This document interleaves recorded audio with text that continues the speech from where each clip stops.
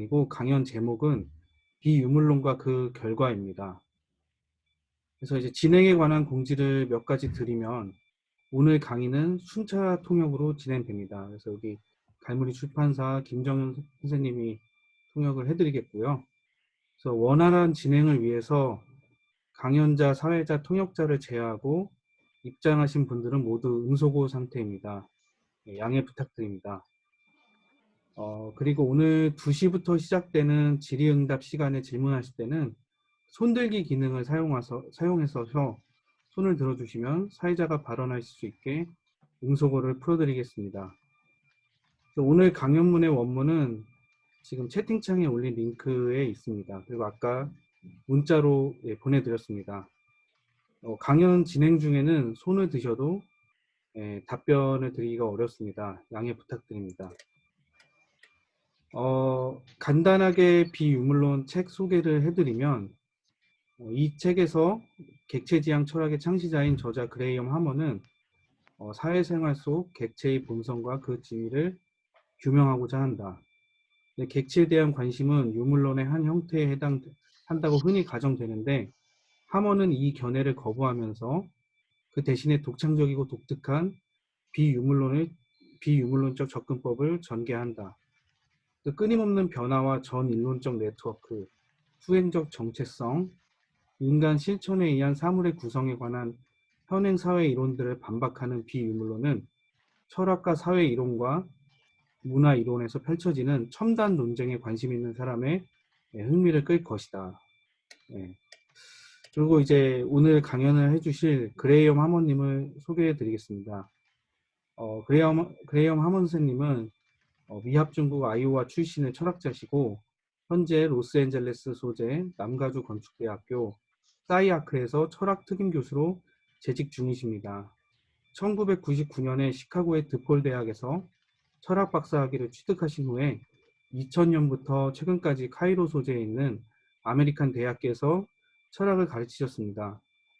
현대 철학의 사변적 실제론 운동을 선도한 핵심 인물로 널리 알려져 계시고 하이데거와 라뚜르를 기반으로 하여 객체의 형이상에 관해 연구함으로써 발전시킨 객체지향 존재론 덕분에 아트 리뷰에 의해 세계 예술계에서 가장 영향력 있는 인물 100인 중 한 사람으로 선정되셨습니다.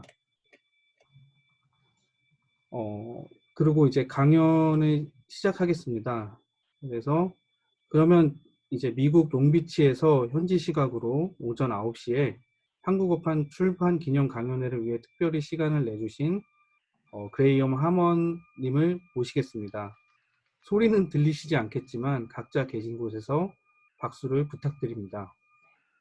Please. Now you can begin your lecture. All right. Thanks to everyone for coming. I'm glad to be back. 네, 모두 와주셔서 감사합니다. 다시 한번 강연할 수 있게 돼서 기쁩니다. To make life easier for the translator, I've tried to write short sentences. 번역자를 좀 도와주기 위해서 짧은 문장으로 쓰려고 노력했습니다. So I will be pausing a little after each sentence for translation. 그 한 문장을 읽고 나서 통역이 될 수 있도록 잠시 간격을 두는 식으로 진행하겠습니다. In the previous history of philosophy, the word immaterialism usually referred to George Berkeley. 네, 이전의 철학사에서 비유물론이라는 낱말은 일반적으로 조지 버클리를 가리킵니다. As is well known, Berkeley held that to be is to be perceived. 주지하다시피 버클리는 존재하는 것은 지각되는 것이다라고 주장했습니다. Everything in the world is just an image seen by the mind of humans or of God. 세계 속의 모든 것은 인간 혹은 신의 마음에 현시되는 이미지의 따름입니다. But this is not what I mean by the term personally. 하지만 이것은 개인적으로 제가 그 용어를 쓸 때 의미하는 바가 아닙니다. For me, immaterialism means that what exists in reality are forms rather than matter. 저에게 비유물론은 실제로 현존하는 것은 진료라기보다는 오히려 형상임을 뜻합니다. There are actually two different kinds of materialism, and I disagree with both. 사실상 두 가지 다른 종류의 유물론이 있는데 저는 그 둘 다에 반대합니다. Traditional materialism believes that all of the medium-sized objects we can see can be reduced. Oh, sorry. Go ahead and finish the sentence, please. Can be reduced to tiny physical particles moving through an empty void. Thank you. 전통적인 유물론은 우리에게 보이는 중간 규모의 모든 객체가 텅 빈 공간을 통과해서 움직이는 매우 작은 물리적 입자들로 환원될 수 있다고 믿습니다. I can think of two reasons why this is wrong. 저는 두 가지 이유로 이런 믿음이 잘못되었다고 생각합니다. The most obvious is that by reducing everything to its smallest pieces, this kind of materialism missed what we call emergence. 가장 분명한 이유는 이런 종류의 유물론은 모든 것을 자체의 가장 작은 조각들로 환원함으로써 이른바 창발을 파악하지 못하기 때문입니다. The city of Los Angeles may be made of particles, but it has numerous properties that no particle has, such as warm weather and the ability to produce films. 로스앤젤레스라는 도시는 입자들로 이루어져 있을 것이지만 어떤 입자도 갖추지 못한 수많은 특성, 이를테면 따뜻한 날씨와 영화 제작 능력을 지니고 있습니다. Beyond that, millions of particles leave Los Angeles every day while others come in, yet this does not make it a new city every day. 그 밖에 로스앤젤레스에서는 매일 수백만 개의 입자가 들락날락하지만 이렇게 해서 매일 새로운 도시가 만들어지는 것은 아닙니다. To summarize, Los Angeles is a large-scale form that remains somewhat durable despite changes in its small parts. 요약하자면 로스앤젤레스는 그 작은 부분들이 변화함에도 다소 오래 존속하는 대규모의 형상입니다. Another problem with this kind of materialism is that even the smallest particles themselves are reduced to relations rather than understood in themselves. 이런 종류의 유물론과 관련된 또 다른 문제는 가장 작은 입자들 자체도 그것 자체로 이해되기보다는 오히려 관계들로 환원된다는 것입니다. We can measure the spatiotemporal position of each particle, its mass, velocity, and spin, but this only matters if we assume that the measurable physical properties are able to tell us what it really is. 우리는 개별 입자의 시공간적 위치와 질량, 속도, 또 스핀을 측정할 수 있지만 이런 측정은 측정 가능한 물리적 특성들이 그 입자가 실제로 무엇인지 말해줄 수 있다고 가정될 때만 중요합니다. These are the main reasons that I do not accept materialism in the classical sense of the term. 이들 문제가 제가 고전적 의미에서의 유물론을 수용하지 못하는 주요한 이유입니다. But lately, there's been a new and different kind of theory that calls itself materialism. 그런데 최근에 유물론을 자칭하는 새로운 종류의 이론이 출현했습니다. This is so-called cultural materialism, or new materialism, as it calls itself in the United States. 이것은 이른바 문화적 유물론 또는 미합 중국에서는 새로운 유물론 또는 한국에서 신유물론이라고도 하는데요. 이라고 일컬어지는 것입니다. Instead, it is materialist only in the sense that it thinks everything is constructed by language, society, and history, and that everything is contingent. 오히려 이 새로운 유물론이 유물론적인 것은 그 이론이 만물은 언어와 사회 또 역사에 의해 구성되고 게다가 만물은 우연적이라고 생각한다는 의미에서 그럴 따름입니다. I see no reason to call this theory materialist at all, but since they call themselves that, we can let them have the name if they wish. 저는 이 이론을 유물론이라고 불러야 할 이유를 전혀 알지 못합니다만 해당 이론가들은 유물론을 자칭하기에 우리가 그들이 원한다면 그 이름을 고수하게 내버려 둘 수는 있습니다. More worrisome is the different problem with this sort of theory. 더 걱정되는 것은 이런 종류의 이론과 관련된 또 다른 문제입니다. The old materialism reduced everything downward to the supposedly lowest level of the universe, tiny particles. 오래된 유물론은 만물을 우주의 가장 낮은 층위로 추정되는 것, 즉 매우 작은 입자들로 아래로 환원했습니다. But the new materialism reduces everything upward to the supposedly highest level of the universe, human experience. 그런데 새로운 유물론은 만물을 우주의 가장 높은 층위로 추정되는 것, 즉 인간의 경험으로 위로 환원합니다. They say that we cannot assume anything really exists outside language, culture, or power politics. 새로운 유물론자들에 따르면 우리는 언어, 문화 혹은 권력 정치의 바깥에 무언가가 실제로 현존한다고 가정할 수 없습니다. But this means that reality has no surplus outside its current state of affairs, and therefore there is no reason for anything to change. 그런데 이것은 실제는 자신의 현 상황 외에 잉여가 전혀 없고 따라서 아무것도 변화할 이유가 없음을 뜻합니다. Aristotle made this argument long ago in his Metaphysics, and the argument still works well. 오래전에 아리스토텔레스는 형이상학이라는 책에서 이 논증을 전개했고 그 논증은 여전히 유효합니다. This is why I cannot accept this cultural new materialism any more than the old can't. 이런 이유로 인해서 저는 오래된 종류의 유물론만큼이나 문화적인 새로운 유물론도 수용할 수 없습니다. Instead, I am interested in objects as that which is something over and above its pieces and something under and beneath its effects.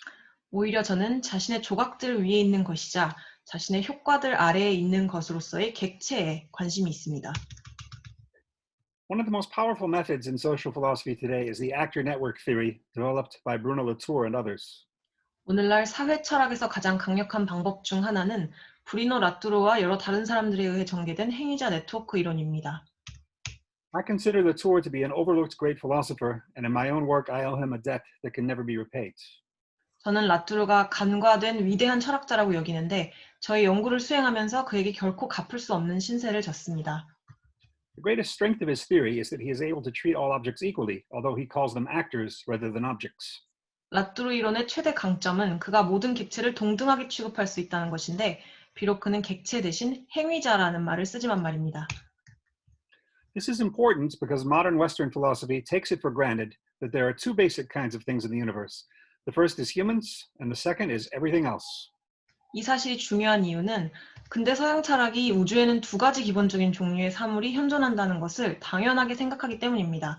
첫 번째로 인간이 있고 두 번째로 인간 이외의 모든 것이 있다는 것입니다. Latour escapes this trap from the start. 라투르는 애초에 이 함정을 벗어납니다. Anything that exists as an actor, no matter how large or small, how important or unimportant, 아무리 크든 작든 간에 아무리 중요하든 중요하지 않든 간에 현존하는 것은 모두 행위자입니다. a human being is an actor, and so are a star, a cruise ship, a building, a nation, a cat, a worm, or a virus. 인간도 행위자고 항성, 크루즈선, 건물, 국가, 고양이, 벌레, 바이러스도 행위자입니다. All are real because they have an effect on something else. 모든 것이 실제적인 이유는 그것들이 무언가 다른 것에 영향을 미치기 때문입니다. This creates what my friend Levi Bryant has called a democracy of objects. 이렇게 해서 제 친구인 리바이 브라이언트가 객체들의 민주주의라고 부른 것이 창출됩니다. Since philosophy's best feature is its ability to talk about anything rather than just one subject matter, this is definitely a strength of Latour's theory. 철학의 최고 특질은 단 하나의 제재보다는 오히려 모든 것에 관해 말할 수 있는 능력이기 때문에 이것은 라투르 이론의 강점임이 명확합니다. However, his use of the word actor rather than object is linked with what I consider to be the greatest weakness of his theory. 그런데 라투르가 객체라는 낱말보다 행위자라는 낱말을 사용하는 것은 제가 그의 이론의 최대 약점으로 여기는 것과 연관되어 있습니다. He calls objects actors because he thinks an object is nothing more than whatever actions it performs and has no reality beyond these actions.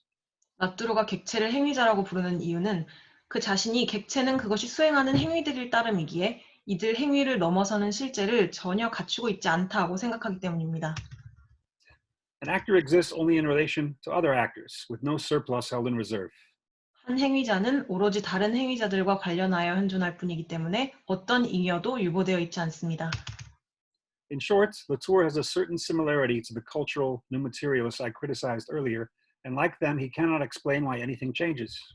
요약하자면 라투르는 제가 앞서 비판한 문화적인 새로운 유물론과 유사한 점을 갖고 있고 따라서 라투르 역시 그들처럼 무언가가 변화하는 이유를 설명할 수 없습니다. But today I am more concerned with the different weakness resulting from actor network theory. 그런데 오늘 저는 행위자 네트워크 이론에서 비롯되는 한 가지 다른 약점에 더 관심이 있습니다.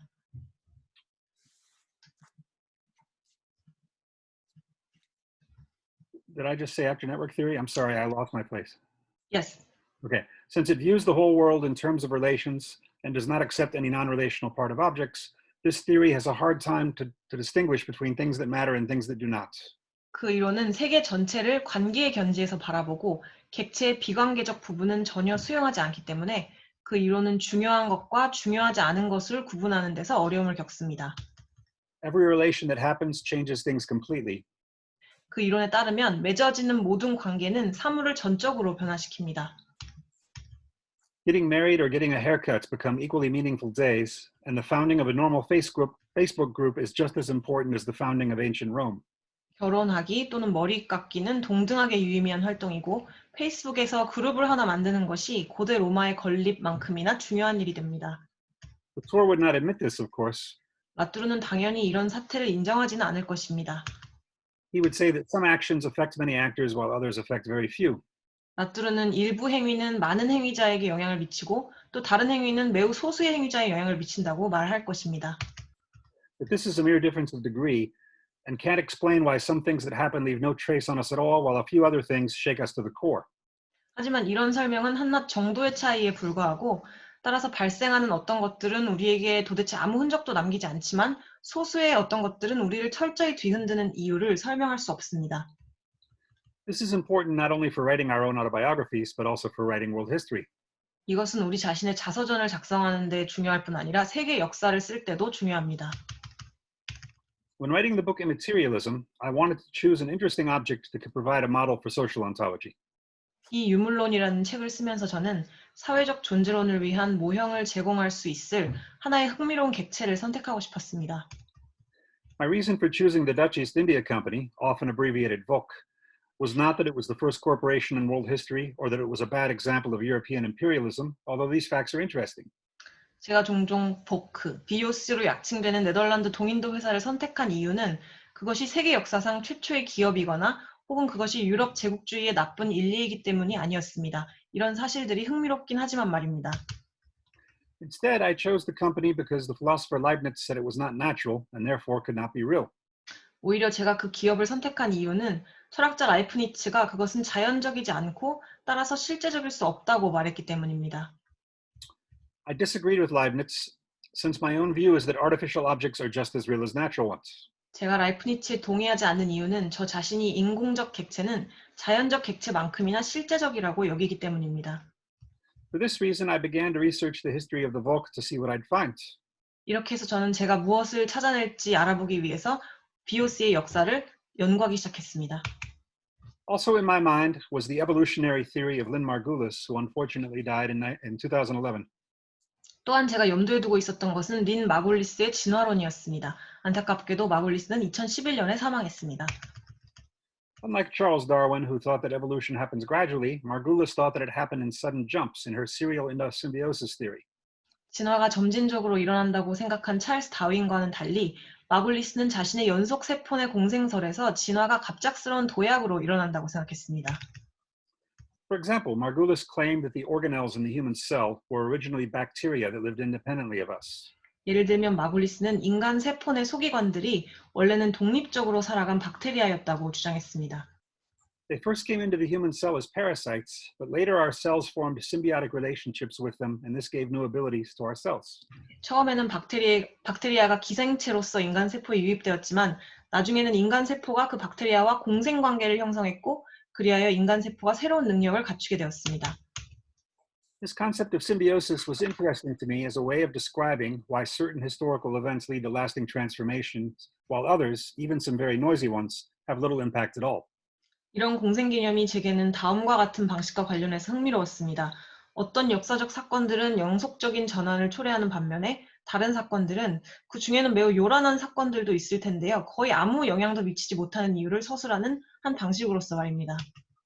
The Dutch East India Company made many business deals and fought many battles during its history, but most of these were not important, since even if they had gone badly, the company would have continued to exist in the same way as before with only minor losses.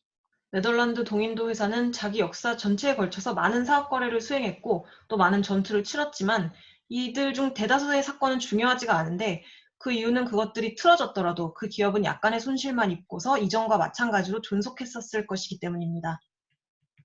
A few relationships, however, changed the VOC irreversibly in some way, and these are the relations that deserve to be called symbioses. 그런데 그중 소수의 관계는 어떤 식으로든 네덜란드 동인도 회사를 돌이킬 수 없게 변화시켰는데요. 바로 이것들이 공생으로 불릴 만한 자격이 있는 관계들입니다. For various reasons, I think that any social object, whether it be a corporation or a human being, will have roughly 5 or 6 irreversible symbioses. 다양한 이유로 인해서 저는 기업이든 인간이든 간에 모든 사회적 객체가 대략 5-6번의 불가역적인 공생을 겪을 것이라고 생각합니다. Once these happen, it reaches mature form, and if it is well adapted to its environments, it will enter a shorter or longer period of ripening. 일단 이 공생들을 겪고 나면 사회적 객체는 성숙한 형태에 도달하고 그 형태가 주변 환경에 상당히 적합하면 그 객체는 단기적인 혹은 장기적인 성숙기에 접어들 것입니다. But as soon as the surrounding environment changes, the mature object will be unable to enter into new symbioses and will therefore begin to decline until it finally dies. 하지만 주변 환경이 변화하자마자 그 성숙한 객체는 새로운 공생 관계를 맺을 수 없을 것이고 따라서 쇠퇴하기 시작하여 마침내 죽을 것입니다. In Immaterialism, I try to tell the story of the birth, symbiosis, ripening, decline, and death of the Volk. 비유물론이라는 책에서 저는 네덜란드 동인도 회사의 탄생과 공생, 성숙, 쇠퇴, 죽음에 관한 이야기를 펼치고자 했습니다. The birth of the Volk happened in 1602. 네덜란드 동인도 회사는 1602년에 탄생했습니다. The Dutch Republic had rebelled from the Spanish Empire and needed large amounts of money to maintain its independence. 네덜란드 공화국은 스페인 제국에 반란을 일으켰었고 그 독립성을 유지하는 데 거액의 돈이 필요했습니다. Many different Dutch ships were trading in the East Indies at the time in the area covered today by Malaysia and Indonesia. 오늘날 말레이시아와 인도네시아가 포함된 지역인 동인도에서는 당시에 다수의 다양한 네덜란드 선박이 교역하고 있었습니다. This area was then the only place in the world that grew spices in high demand in Europe, especially nutmeg and mace. 그때 이 지역은 유럽에서 수요가 높았던 향신료, 특히 육두구와 메이스라는 향신료를 재배한 세계 유일의 장소였습니다. The problem was that all of these trading ships were competing with each other in the Amsterdam markets, which kept their prices relatively low. 문제는 이들 무역선이 모두 암스테르담 시장에서 서로 경쟁하고 있었기 때문에 향신료의 가격이 비교적 낮게 유지되었다는 것입니다. For the Dutch Republic to survive, it needed to force all of these shippers to join in a single monopoly company. 네덜란드 공화국이 존속하려면 이들 모든 선주가 당일한 독점 기업에 합류하도록 강제할 필요가 있었습니다. In this way, the Dutch East India Company was born and became the first corporation to issue shares of stock that could be purchased by any member of the public. 이렇게 해서 네덜란드 동인도 회사가 탄생했고 공중에 누구라도 구매할 수 있는 주식을 발행한 최초의 법인이 되었습니다. But being born did not make it important. 하지만 탄생했다고 해서 중요한 것이 되는 건 아니었습니다. Thousands of companies are born and go bankrupt every year. 매년 수천 개의 기업이 탄생하고 파산합니다. In order to survive and flourish, a company needs to enter into symbiotic relations that allow it to prosper, just as human cells needed help from parasites to survive when the oxygen levels of the earth dangerously increased. 지구의 산소 농도 수준이 위험할 정도로 증가했을 때 인간 세포가 생존하기 위해서 기생체로부터 도움이 필요했던 것과 꼭 마찬가지로 어떤 기업이 존속하고 번창하려면 그 기업이 성공할 수 있게 할 공생 관계들을 맺어야 합니다. The first symbiosis made by the Volk was with something it created itself in 1610, a new position called Governor General. 네덜란드 동인도 회사에 의해 이루어진 최초의 공생은 1610년에 BOC 자신이 만들어낸 것이었는데 바로 총독이라고 불리는 새로운 지위였습니다. Amsterdam is far from the East Indies, and in those days, voyages could take months, and of course, there were no electronic communications. 암스테르담은 동인도에서 멀리 떨어져 있는데 당시에는 항해에 수개월이 걸리기도 했었고 전자통신은 당연히 없었습니다. This meant that there needed to be a company leader in Asia itself, someone who could make decisions, sign treaties, and fight wars without waiting for permission from the Dutch government. 이러한 상황은 네덜란드 정부의 허가를 기다리지 않고도 결정을 내리고 조약에 서명하며 전투를 벌일 수 있는 기업 통솔자가 아시아 자체에 있어야 했음을 뜻합니다. This was the company's first step toward independence, and we can measure its progress by watching how it became increasingly independent over time. 이것은 그 기업의 독립을 향한 첫 번째 조치였고 우리는 시간이 흐름에 따라 그 기업이 점점 더 독립적인 것이 되는 상황을 관찰함으로써 그 진전을 평가할 수 있습니다. 4 years later, in 1614, came the second symbiosis, one that would lead to great financial success for the Volk, but also led it down a path of exploitation and frequently evil that would damage its reputation forever. 4년이 지난 후 1614년에 두 번째 공생이 이루어집니다. 그 공생은 BOC의 대단한 금전적 성공을 가져다 줄 것이지만 그 기업의 명성을 영원히 훼손할 착취와 빈번한 악의 경로로 그것을 이끌기도 한 것이었습니다. In that year, a document was written by future Governor General Jan Peterson Koen, an unusually ambitious and ruthless person. 그 해에 유별나게 야심만만하고 무자비한 인물이자 미래의 총독인 얀 피에테르송 코엔에 의해 한 권의 책이 저술됩니다. Studying the political situation in both Europe and Asia, Koen reached the conclusion that the Dutch Republic was in such danger that extreme measures were needed. 코엔은 유럽과 아시아의 정치 상황을 연구한 후에 네덜란드 공화국이 극단적 조치가 필요할 정도로 위험한 처지에 놓여 있다는 결론에 이르렀습니다. In order to stay independent of Spain, even larger profit margins would be needed. 스페인으로부터의 독립을 유지하기 위해서는 이윤폭이 더욱 커져야 한다는 것이었습니다. This meant two things. 이 결론은 두 가지를 의미했습니다. First, the Volk must violently suppress all other European powers in the East Indies, meaning that force must be used to prevent the Spanish, Portuguese, English, and French from competing with them there. 첫째로 네덜란드 동인도회사는 동인도에서 여타의 유럽 강국을 폭력적으로 억제해야 하는데 이는 스페인 사람들과 포르투갈인들, 영국인들, 프랑스인들이 그곳에서 네덜란드인들과 경쟁하지 못하도록 무력이 사용되어야 함을 뜻했습니다. Second, and even more decisively, the VOC must also forbid Asian countries to trade with each other in the East Indies. All transactions must pass through the VOC from now on. 두 번째이자 훨씬 더 결정적이게도 네덜란드 동인도회사는 또한 아시아 국가들이 동인도에서 서로 교역하는 것을 금지해야 합니다. 이제부터 모든 교역은 네덜란드 동인도회사를 거쳐야 합니다. This involved a terrible step, since the East Indies had long been a zone of free trade where Arab and Chinese and other Asian merchants had long made deals with each other. 이것은 끔찍한 조치를 수반하는데 그 이유는 동인도가 오랫동안 자유무역 지대였었기 때문입니다. 여기서 아랍 상인들, 중국 상인들, 그리고 그 밖의 아시아 상인들이 오랫동안 서로 교역했었습니다. Cohen recorded all of these views in a document called Discourse on the State of India and sent it back to Amsterdam for consideration. 코엔은 이런 견해를 모두 인도 정세 논고라는 문서에 기록을 했고 그 문서를 검토하도록 암스테르담으로 돌려보냈습니다. The Dutch government studied this treatise, and although they understood his argument about the need for higher profits, they shuddered at the level of violence that Cohen was suggesting. 네덜란드 정부는 이 논고를 검토했습니다. 그들은 더 높은 수익의 필요성에 관한 그의 주장은 이해했지만 코엔이 제안하고 있는 폭력의 수위에는 전율하였습니다. For this reason, the policies he proposed were not acted upon immediately, 이렇게 해서 코엔이 제안한 정책은 즉시 시행되지는 않았습니다. but a seed was planted that would eventually grow dark fruits. 하지만 결국에는 어두운 열매가 맺힐 씨앗이 파종된 것과 같았습니다. The third symbiosis of the VOC occurred in 1619, when the VOC gained further independence by moving its headquarters from the international port of Banten to a small city that they named Batavia, but which is today known as Jakarta, Indonesia. BOC의 세 번째 공생은 1619년에 이루어졌는데 이때 BOC는 자신의 본부를 반텐이라는 국제항에서 오늘날 인도네시아의 자카르타로 알려진 바타비아로 명명된 소도시로 옮김으로써 더욱더 독립하였습니다. This gave the company a new and isolated base from which to pursue monopoly, at least after they drove other foreigners from Batavia and made it their own. 이 공생 덕분에 그 기업은 독점권을 추구할 새로운 고립된 기지를 확보하게 되었는데 적어도 네덜란드인들이 바타비아에서 여타 외국인을 추방하고 그 도시를 점령한 이후에는 말입니다. The fourth symbiosis, the worst of them all, was the Ambon massacre in 1623. 모든 공생 중 최악의 것인 네 번째 공생은 1623년에 일어난 암본 학살 사태였습니다. We recall that Cohen had advised the aggressive pursuit of monopoly in the East Indies and that no conclusive decision had been reached by the Dutch government. 코엔이 동인도에서의 독점권을 공격적으로 추구할 것을 권고했었고 네덜란드 정부는 어떤 최종 결정도 내리지 않았었다는 사실을 다시 한번 상기합시다.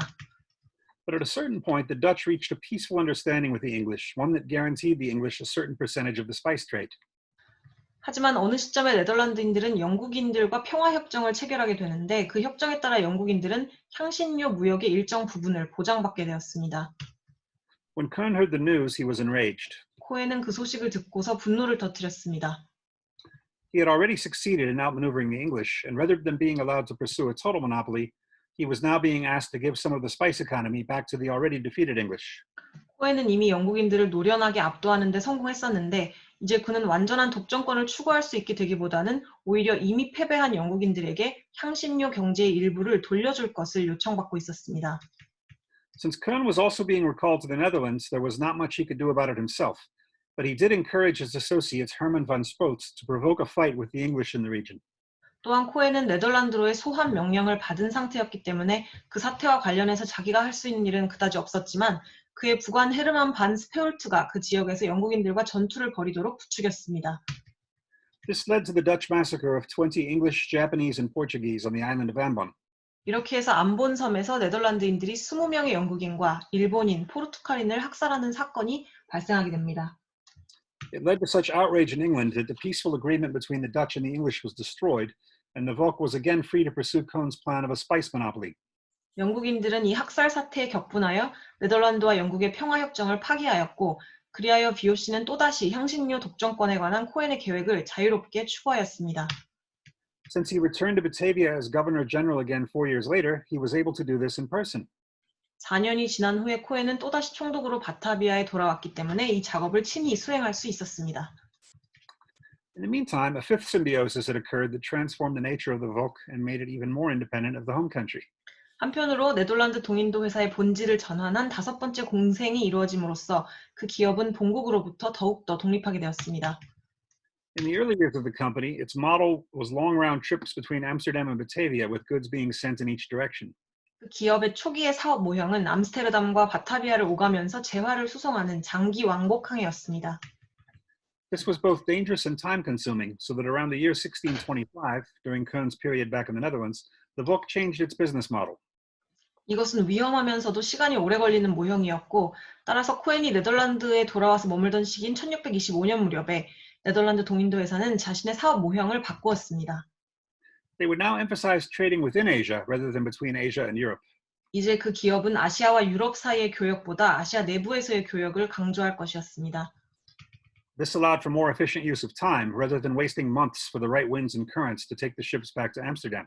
이렇게 해서 네덜란드 동인도 회사는 선박이 암스테르담으로 귀환하는 데 알맞은 바람과 해류를 기다리느라 몇 달을 허비하기보다는 시간을 더 효율적으로 사용할 수 있게 되었습니다.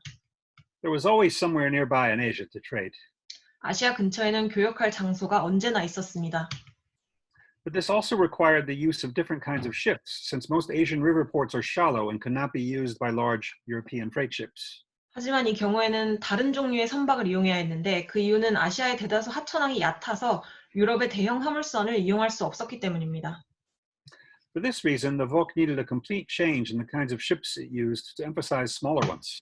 이런 이유로 인해서 VOC는 소형 선박을 주요 선박으로 삼기 위해서 자신이 사용하는 선박의 종류를 완전히 바꾸어야 했습니다.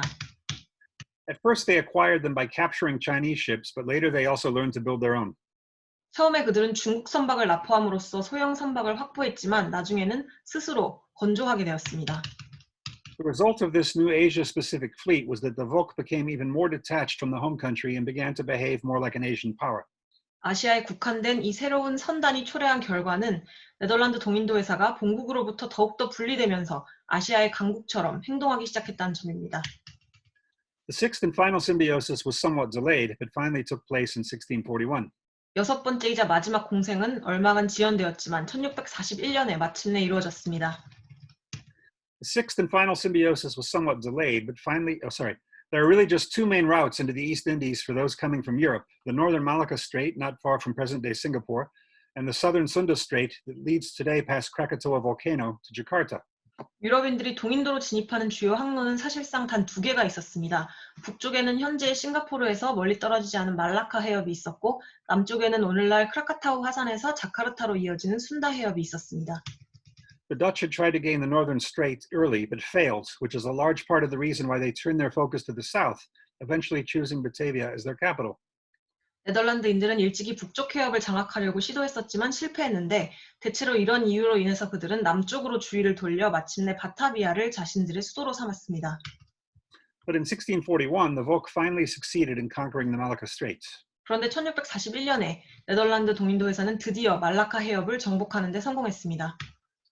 What made this so important was that by also gaining control over the northern approach to the region, they were able to tie together the old Arab and Chinese trade routes, giving them geographical control of the entire region. 이 사태를 매우 중요하게 만든 것은 그 지역의 북쪽 접근 항로에 대한 통제권도 장악함으로써 네덜란드 동인도 회사는 옛 아랍과 중국의 무역 항로를 연계할 수 있었고 그리하여 그 지역 전체에 대한 지리적 통제권을 확보하게 되었다는 사실이었습니다. The golden age of the VOC was ready to begin. 네덜란드 동인도 회사의 황금 시대가 열릴 채비가 갖춰졌습니다. With all of its symbioses complete and the VOC now in mature form, it was able to capitalize on its environment and earn colossal profits for many decades. 그 공생들이 모두 완결되고 이제 성숙한 형태를 갖춤으로써 수십 년 동안 그 기업은 주변 환경을 이용해서 막대한 수익을 올릴 수 있었습니다. No one else could supply nutmeg, mace, and other spices to Europe, and with such a monopoly, they could charge outrageously high prices, knowing that people would still pay. 네덜란드 동인도 회사를 제외한 여타 기업은 육두구, 메이스, 그리고 그 밖의 향신료를 유럽에 공급할 수 없었고 그런 독점권을 확보한 이 기업은 사람들이 어떻게든 지불할 것임을 알고서 터무니없이 높은 가격을 매길 수 있었습니다. The Dutch government was now rich and powerful enough that the independence of the country from Spain was assured. 이제 네덜란드 정부는 스페인으로부터의 국가 독립성을 보장할 수 있을 만큼 충분히 부유하고 강해졌습니다. Only in the early 1700s did the first signs of trouble appear.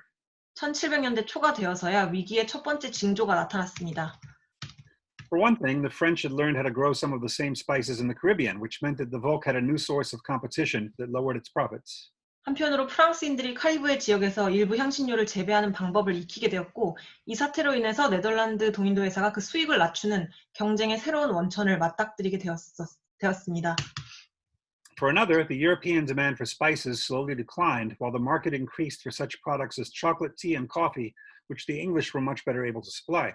다른 한편으로 향신료에 대한 유럽인들의 수요가 서서히 감소한 반면에 영국인들이 훨씬 더 잘 공급할 수 있었던 초콜릿과 차, 커피 같은 생산품에 대한 시장이 확대되었습니다. These shifts finally reached the point where English power surpassed that of the Dutch, and the Volk entered its period of decadence. 이런 이행들로 인해서 마침내 영국의 국력이 네덜란드의 국력을 능가하게 되었고, 네덜란드 동인도 회사는 퇴락기에 접어들게 되었습니다. It was a bad sign when in the late 1700s, the Volk had to be saved from a local invasion by the official Dutch Navy, meaning that the company had lost its true independence from the motherland. 1700년대 말에 지역민의 공격을 받던 네덜란드 동인도 회사가 네덜란드 공식 해군에 의해 구조되어 있던 것은 나쁜 징조였습니다. 왜냐하면 그 기업이 모국으로부터의 진정한 독립성을 상실해버렸기 때문입니다. Eventually, Napoleon invaded the Netherlands, the French flag was raised over Batavia, and the Volk was no more. 드디어 나폴레옹이 네덜란드를 침공했고 바타비아에 프랑스 국기가 세워졌으며 네덜란드 동인도 회사는 더는 존속하지 않게 되었습니다.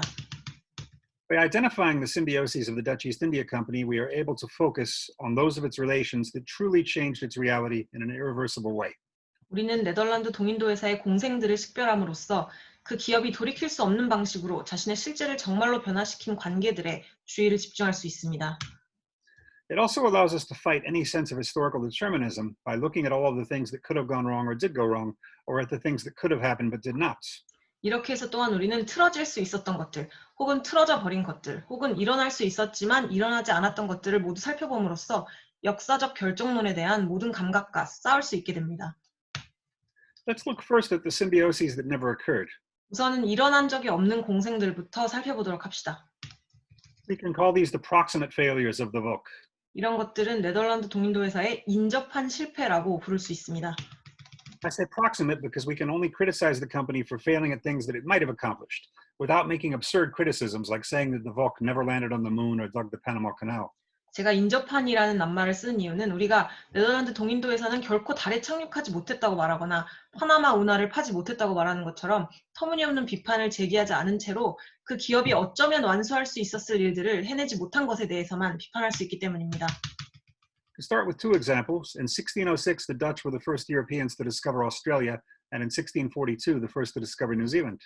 두 가지 사례로 시작을 하면 네덜란드인들은 1606년에 오스트레일리아를 발견한 최초의 유럽인들이었고 1642년에 뉴질랜드를 발견한 최초의 유럽인들이었습니다.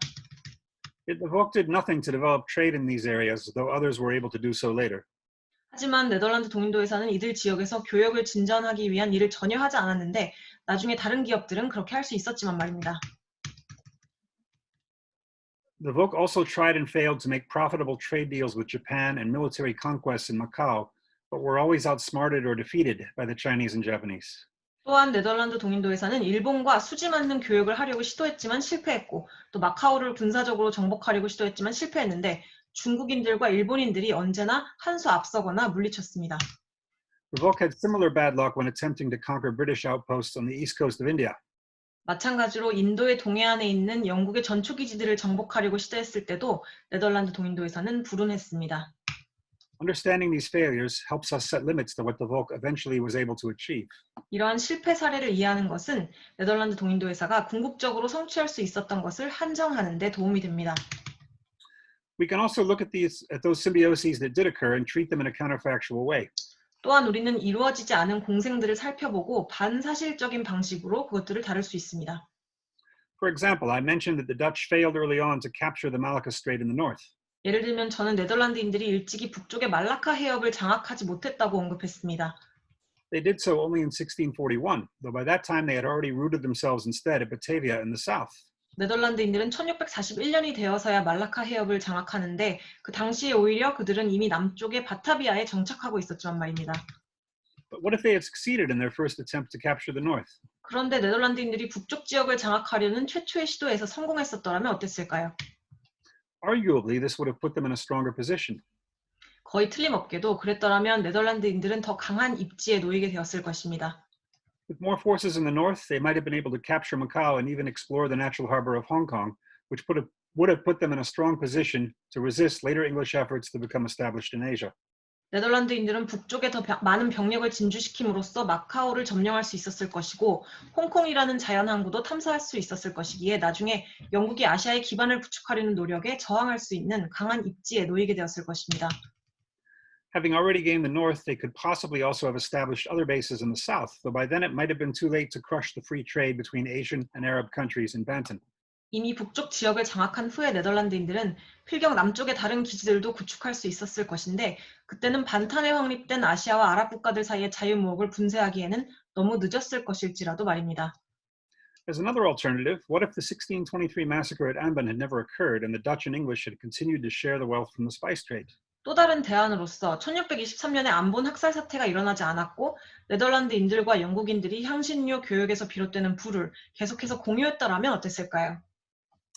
While it is quite possible that such a peace would have collapsed in some other way eventually, we should at least consider the possibility that the two countries could have reached an understanding that lasted for a century and more. 결국에는 그런 평화가 어떤 방식으로 깨어졌을 가능성이 꽤 있지만 적어도 우리는 그 두 나라가 1세기 이상 동안 지속한 협정을 맺었었을 가능성을 고려해야 합니다. But freed from conflict with the Dutch, perhaps the English would never have been forced into violent competition with them, and they would never have been spurred onward to move towards the British Empire. 그런데 네덜란드인들과의 갈등에서 벗어난 영국인들은 필경 그들과의 격렬한 경쟁에 절대 휩쓸리지 않게 되었을 것이고 대영 제국을 향해 진격하도록 고무되지 않았을 수도 있을 것입니다. The name I use for all of these objects that could have been born through symbioses that never happened is ghost objects. 결코 이루어지지 않았던 공생들을 통해서 탄생할 수 있었던 이 모든 객체를 가리키는데 제가 사용하는 이름은 유령 객체입니다. Although this term is only mentioned once in Immaterialism, in some ways ghost objects haunt the entire book. 이 용어는 비유물론이라는 책에서 한 번만 언급될 따름이지만 어떤 점에서는 유령 객체들이 그 책 전체를 떠돌고 있습니다. But the same concept is useful for philosophy in general. 그런데 동일한 개념이 철학 일반에 대해서도 유용합니다. Today it is popular to say that everything exists only in relation to everything else. 오늘날 모든 것은 여타의 것과 관련하여 현존할 따름이다 라고 말하는 것이 인기가 있습니다.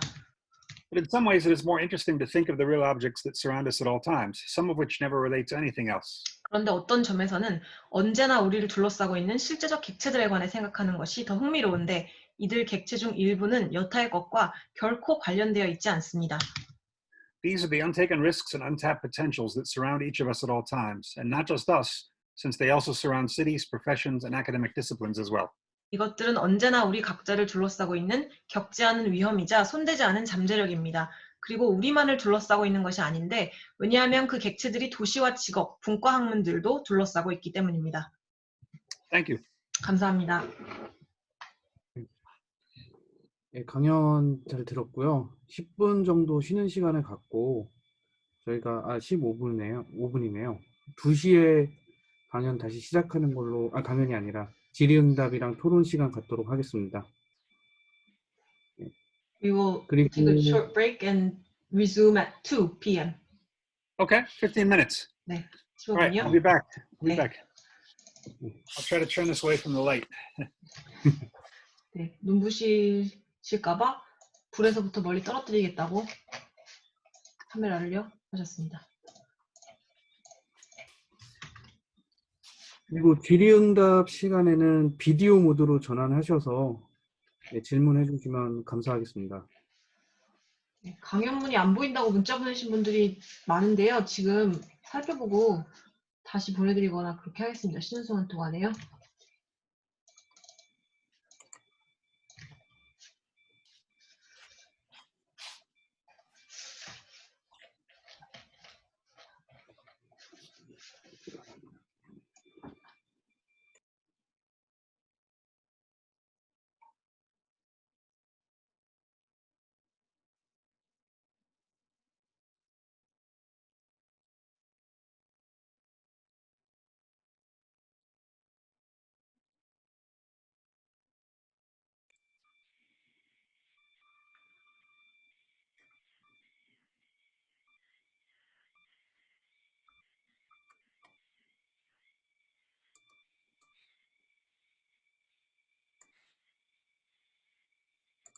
비유물론이라고 하는 제목을 달고 있는데 한국 사회에서는 아까 말씀하신 그 사회 구성주의 계통 같은 경우는 유물론이라는 인상이 이렇게 확고하게 남아있지는 않다는 생각이 들고 아무래도 90년대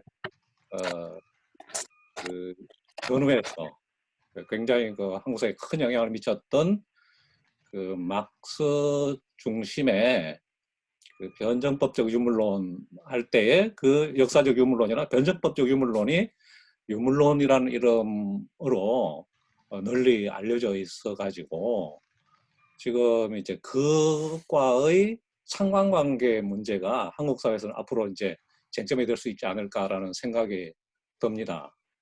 그래서 그 커더블 오브젝트 한국어 번역판 맨 뒤에 또 역사적 유물론을 신봉하는 그 서동진 씨가 이제 후기에서 약간 비판적 언급을 한 것도 그런 맥락이라는 생각이 드는데요. 지금 막스 같은 경우에 유물론 방법을 사용해서 사회 이론을 전개했는데 이 비유물론도 객체 지향 사회 이론이잖아요. 근데 사회 이론을 전개했는데 거기에서는 일단 부르주아 사회라고 하는 하나의 객체를 분석했다고 생각이 듭니다.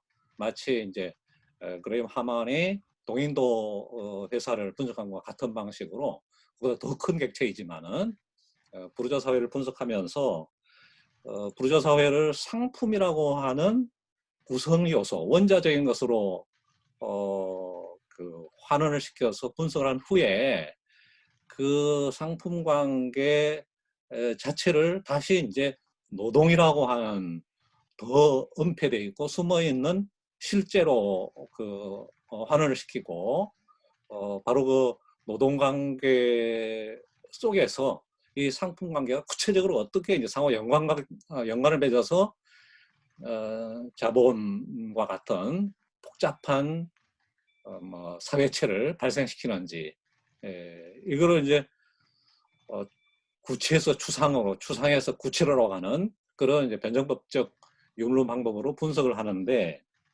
지금 비유물론 관점에서 봤을 때에 막스의 이러한 그 유물론도 아까 그 두 가지 환원, 그러니까 아까 말씀하신 그 구성 요소로 환원하거나 아니면 관계나 영향으로 환원하는, 하나는 아래로 하나는 위로 환원하는 그 두 가지 방법을 결합한 이중 환원 방법으로 그 생각하고 계신지 아니면 뭔가 다른 그 해석을 하고 계신지 궁금합니다.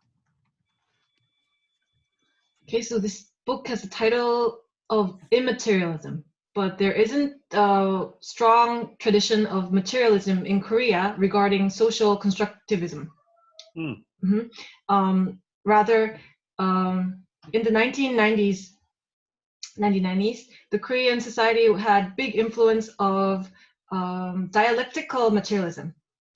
At the center is, of course, Karl Marx. Historical materialism, dialectical materialism, that is well known. So it seems to me that the relationship between this materialism and immaterialism could be a topic of discussion in Korean society in the future.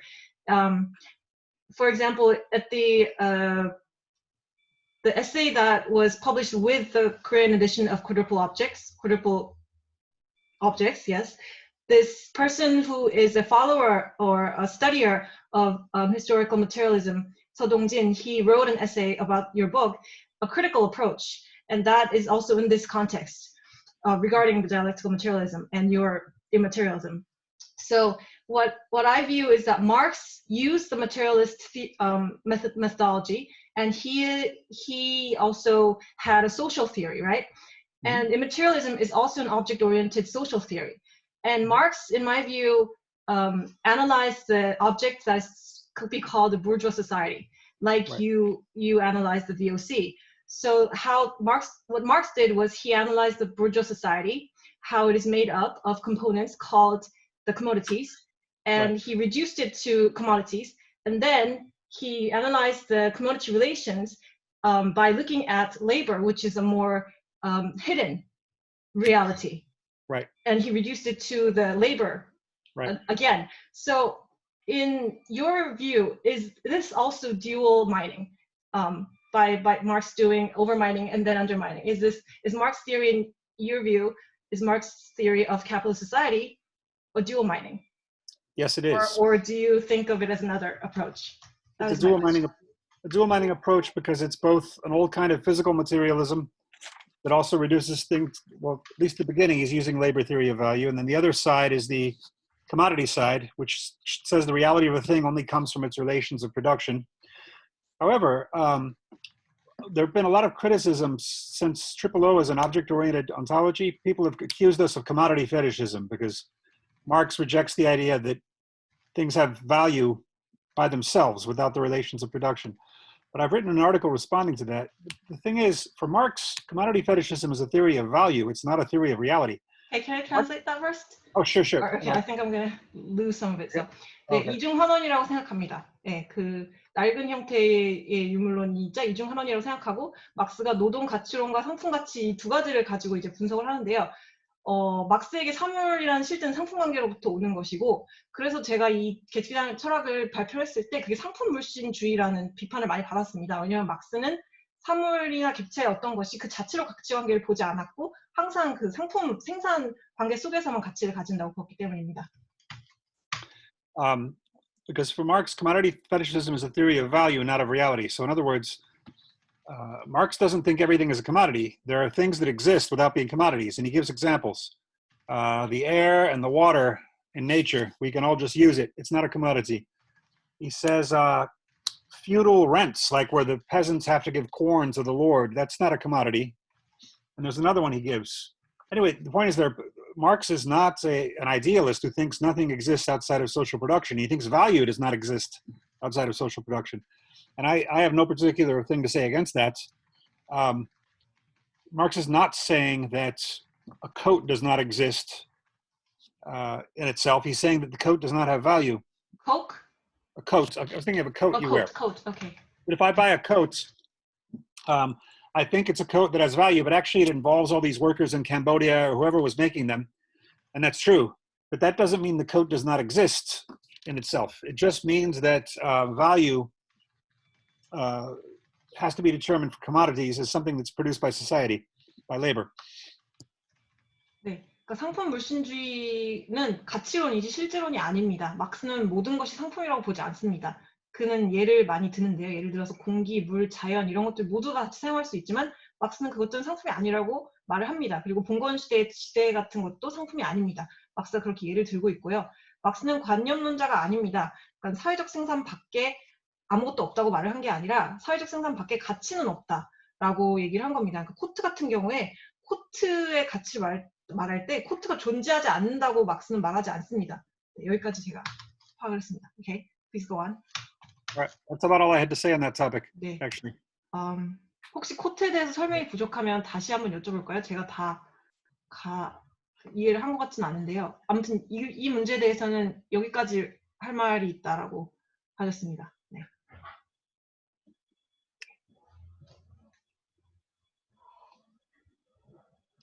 Is dialectical materialism still a popular approach in Korea today? 네, 한국에서 변증법적 유물론이 요즘에도 인기 있는 접근법인지를 물어보셨습니다. 인기 있다고 생각되지는 않고요. 아직도 그렇지만은 아주 적지 않은 사람들이 그 변증법적 유물론을 신봉하고 있거나 아니면 적어도 꽤 많은 그보다 더 많은 사람들이 그 시대는 지나간 것 같은데 변증법적 유물론에 무슨 문제가 있는지를 알지는 못하고 있는 상태라고 생각합니다. I don't think it's popular yet, but a lot of people, not a few, still follow, has a belief in dialectical materialism, and a lot of people think they have this feeling that age has passed, but they're not sure what the problem of dialectical materialism is. I see. Interesting. I think it was very out of fashion in the United States, and then it became more popular because of Zizek and Alain Badiou, and also just a sense that the economic system in America is not working very well anymore. And so it's becoming more popular again to go back to these Marxist texts. 미국에서도 유행이 지났다고 느껴졌었는데요. 지젝과 바디우의 영향으로 좀 다시 유행을 하는 것 같고, 그다음에 미국에서 경제 체제가 작동하고 있지 않다라는 감각이 좀 늘어나면서 다시 그런 막스적인 생각들이 돌아온 것 같다고 하셨습니다.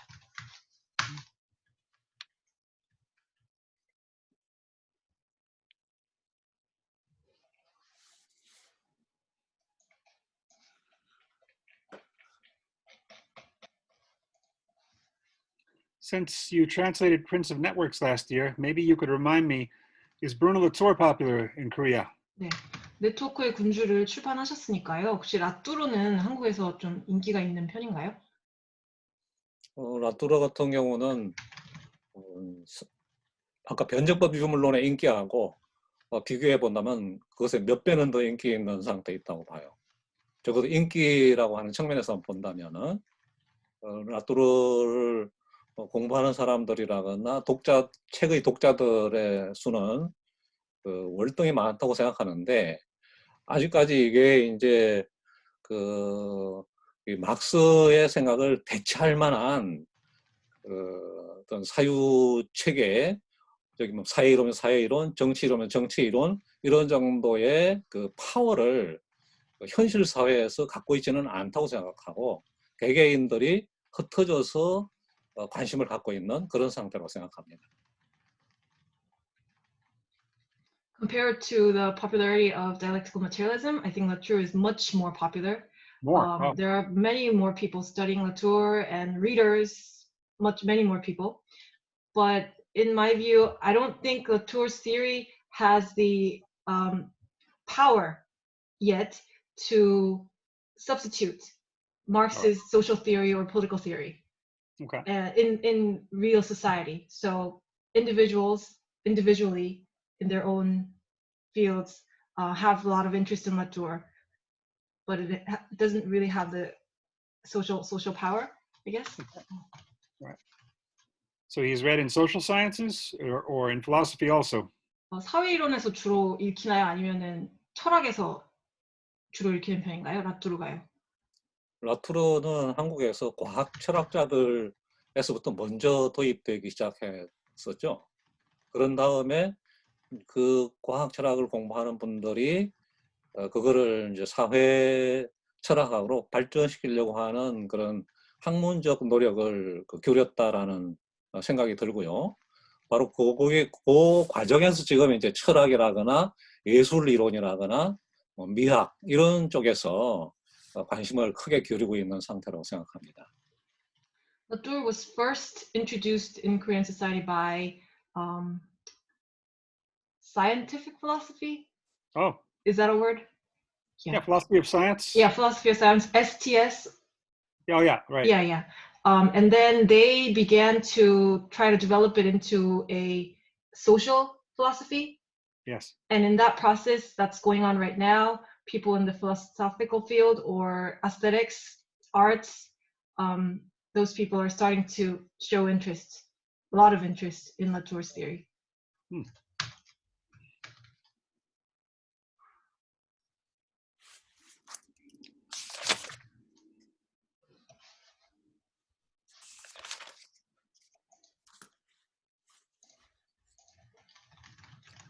다른 분들 질문을 좀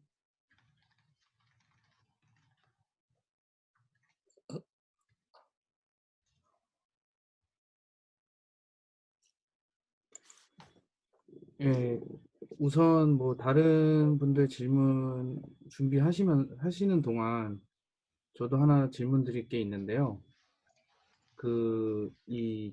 어떻게 보면 이 객체지향 철학의 사회이론적 적용의 어떤 방식으로 이 비유물론이라는 책에서 잘 보여준 것 같은데, 이 네덜란드 동인도 회사를 그 모델로 잡고 분석을 하셨는데, 혹시 다른 이 사회이론의 객체지향 존재론을 적용할 수 있는 혹시 다른 모델을 찾고 계신 게 있는지, 아니면 뭐 흥미로워하시는 그런 하먼 선생님의 그 용어대로 객체가 뭐가 있는지 한번 여쭤보고 싶습니다.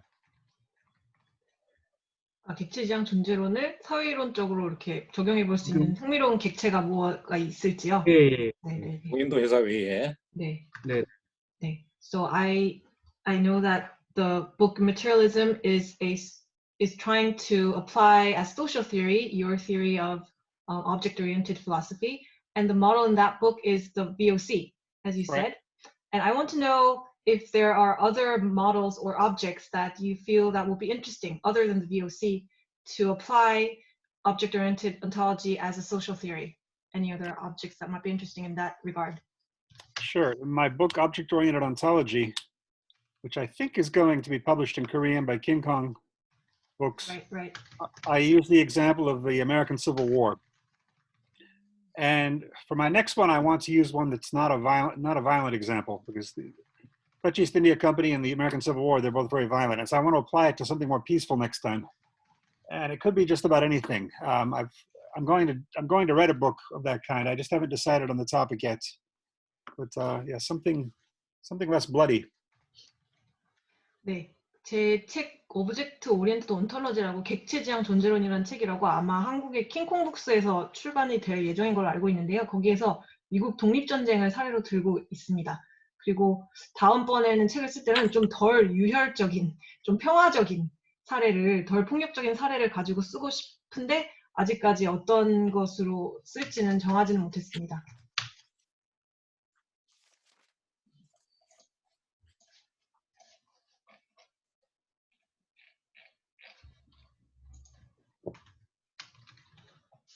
손 드신 분이 계세요. 예.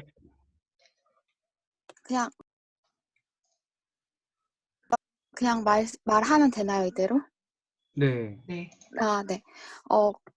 결국 모든 학문들은 하나로 합쳐진다고 생각하는데요. 오늘 강의에서도 이제 세계사에서 사례를 찾아가지고 철학의 이론을 설명해 주셨잖아요. 근데 많은 사람들이 철학에 대해서 공부를 할 때 이론으로 이해하기 싫으면 이제 세계사나 이런 유사 사례들을 주변 현실에서 많이 찾곤 하거든요.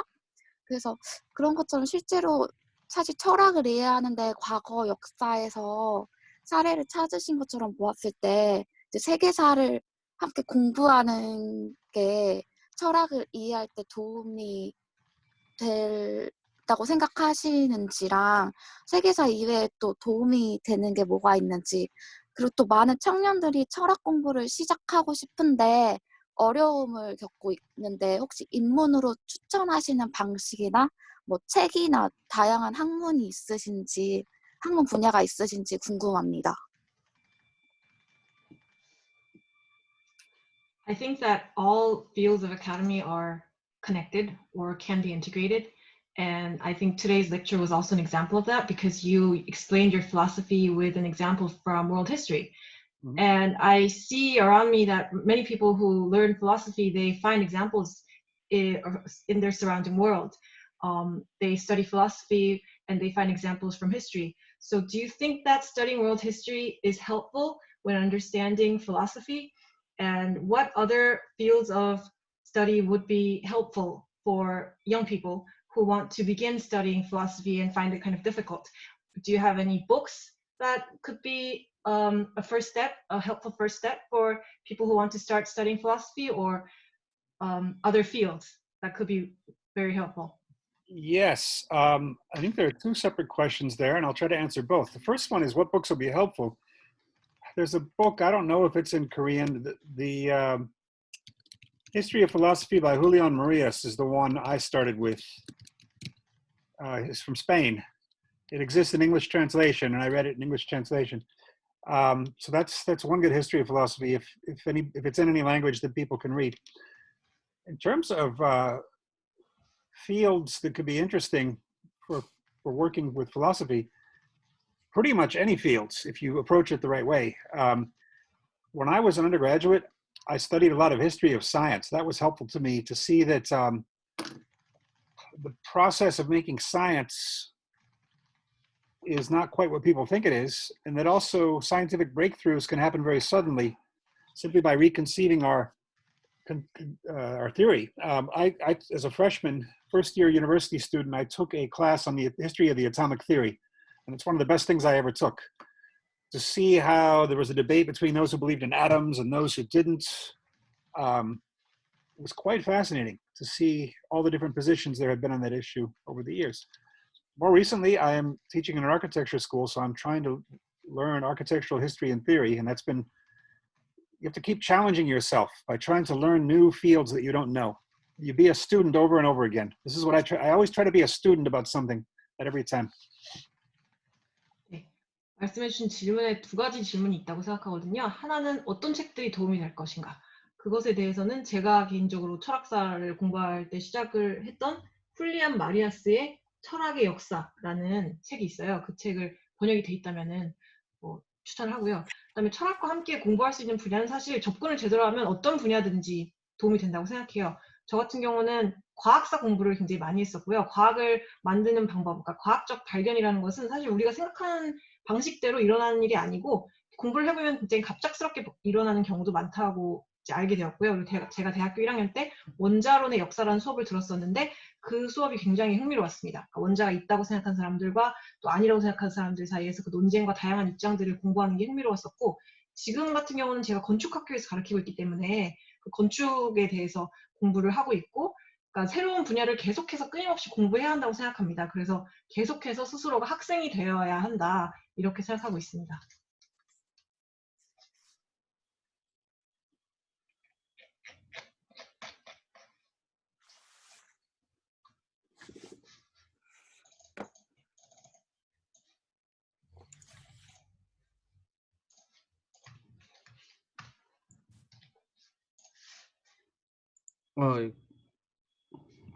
한 분이 손을 들어주셨는데.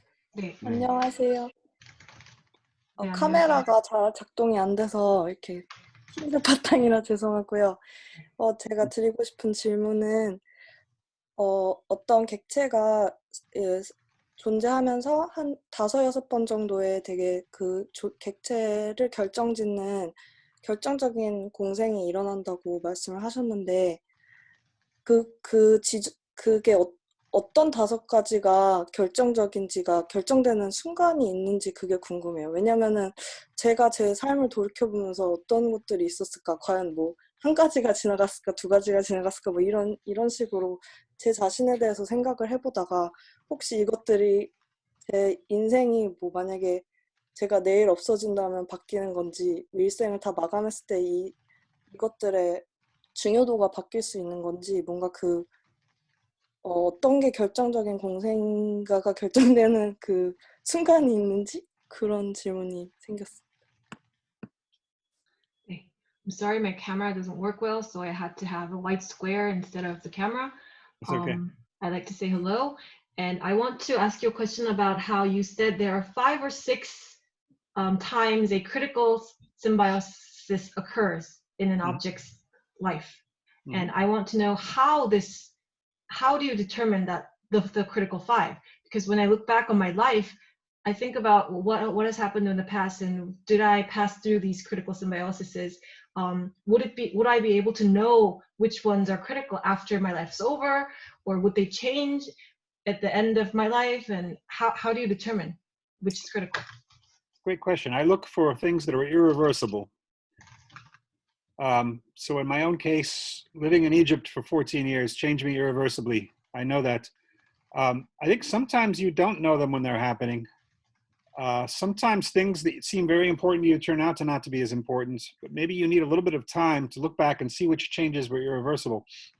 And also the way I came up with this theory was I read an anthropological study where these anthropologists, you want to translate that part first? Okay. 네. 일단 좋은 질문입니다. 네. 저 같은 경우는 비가역적인 거를 찾습니다. 그러니까 어떤 변화가 일어났을 때 다시 돌이킬 수 없게 되었다라는 그런 것을 찾습니다. 저 같은 경우는 이집트에서 14년간 살았던 것이 제 삶을 돌이킬 수 없게 변화시켰고요. 그리고 또 어떤 경우에는 그 일이 일어나고도 잘 모른다고 생각합니다. 당장은요. 또는 굉장히 중요한 변화라고 생각했는데 나중에 생각해보면 별일이 아니었고 이런 일들도 있다고 생각합니다. 이 이론을 제가 생각하게 된 거는 제가 읽었던 어떤 인류학적 연구에서부터 온 것인데요.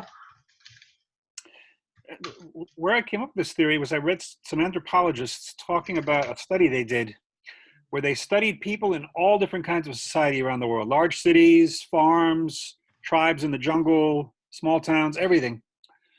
And what they found is that everyone, no matter where they lived, had about the same number of important experiences. Everybody fell in love twice that was more powerful than the rest, had 2 friends who were better than the rest, had 2 or 3 events that affected them the most. And so there seems to be a kind of constance across humans in all societies that we're only capable of having a certain number of really transformative experiences that change us forever. And I was looking at noun, and in English we say a noun is a person, place, or thing. So I took as a working hypothesis that there's maybe 2 of each. 2 people, 2 places, 2 things for each of us that really change things. Maybe it's a little more, but I wanted to start with the hypothesis that it's a fairly small number. And in the case of the Evoke, the number it took to reach mature form was 6. And after that, it simply started gaining more profit, and then it started declining. It never really changed. So that's my hypothesis. 그러니까 그 인류학자들의 연구에 따르면은 세계의 여러 다양한 형태의 사회들을 연구를 해보니까요. 뭐 대도시도 있겠고, 정글에서의 부족도 있겠고, 소도시도 있겠고, 어떤 마을도 있겠고, 어디를 가든 사람들이 겪는 중요한 경험의 숫자가 되게 비슷하다라는 거예요. 그러니까 사막에 빠지는 횟수라든지, 자기 주변 사람들보다 특별히 친한 친구는 약 2명 정도라든지, 이렇게 비가역적인 경험의 숫자가 되게 일관되게 나오더라는 겁니다. 그래서 이제 영어로는 명사가 이름, 장소, 사물 이렇게 3가지 뜻을 갖고 있는데 저 같은 경우는 그게 그 숫자들이 각각 한 2개 정도씩이 일반적이다 이렇게 생각을 하고 있고 그래서 적은 숫자일 것이다라는 그런 가설을 세우고 이제 연구를 하기 시작했고요. 그래서 네덜란드 동인도 회사 같은 경우에는 이제 6번 정도의 그 중요한 일을 겪고 나서 성숙한 개체가 된 이후에 그 이후에는 계속 이윤폭을 높이다가 이제 퇴락하게 된 그 현상을 볼 수 있었습니다. Yeah, it's an interesting question. Thank you. 네, 감사합니다. 되게 흥미로운 질문 주셔서 감사합니다. 혹시 그 인류학자 이름을 알 수 있을까요? Can you tell me the name of that anthropologist you read? I actually read it about it. It was an interview with the novelist J.G. Ballard, and ever since I've been looking for the actual study, and I've never been able to find it. 네. But I should keep looking. But I read about it was J.G. Ballard talking about how it had influenced him, and I thought, wow, that's an amazing theory. But I've never been able to find the anthropologist. 네, 그 발라드라는 소설가에 대한 그러니까 그 자료를 읽다가 그 발라드가 그 인류학자한테 영향을 받았다는 대목을 어디서 읽었는데 그래서 자기가 그걸 이제 영감을 받으셨는데요. 그 이후로 그걸 찾기 위해 굉장히 노력을 많이 했지만 아직 못 찾았다고 하십니다. 네. 계속 찾아보겠다고 하십니다.